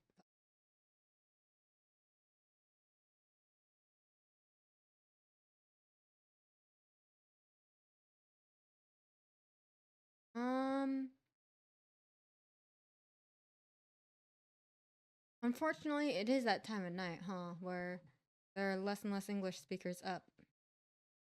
All right, okay, we will. I just want to see what the options were. So we are going to raid Very Sweet Art. They are doing the Pokemon quiz TM. I speak the English. Oh, yo, that's crazy. Also, hi, Miss Brent. I hope you're doing. And I hope you had a happy New Year. So we're gonna raid out to Very Sweet Art. They are doing the Pokemon challenge. To list, it looks like all at the Gen 1 Mons TM. So I know some of us know. We all know, but don't be assholes about it, okay? Don't be assholes about it. I hope your year started right as well. Thank you. I appreciate it. I hope so too. We're only 2 days in though. I don't know. So yeah, be nice. Be nice. Don't be assholes about it. They do have someone else like reading chat to them, so it's not like I don't know. So it's not like you could automatically spoil it, but I would prefer if we were polite guests. I would prefer if we were polite guests, just in general. Even if they're not reading chat, I prefer if we're being polite about it. PM. Hey. So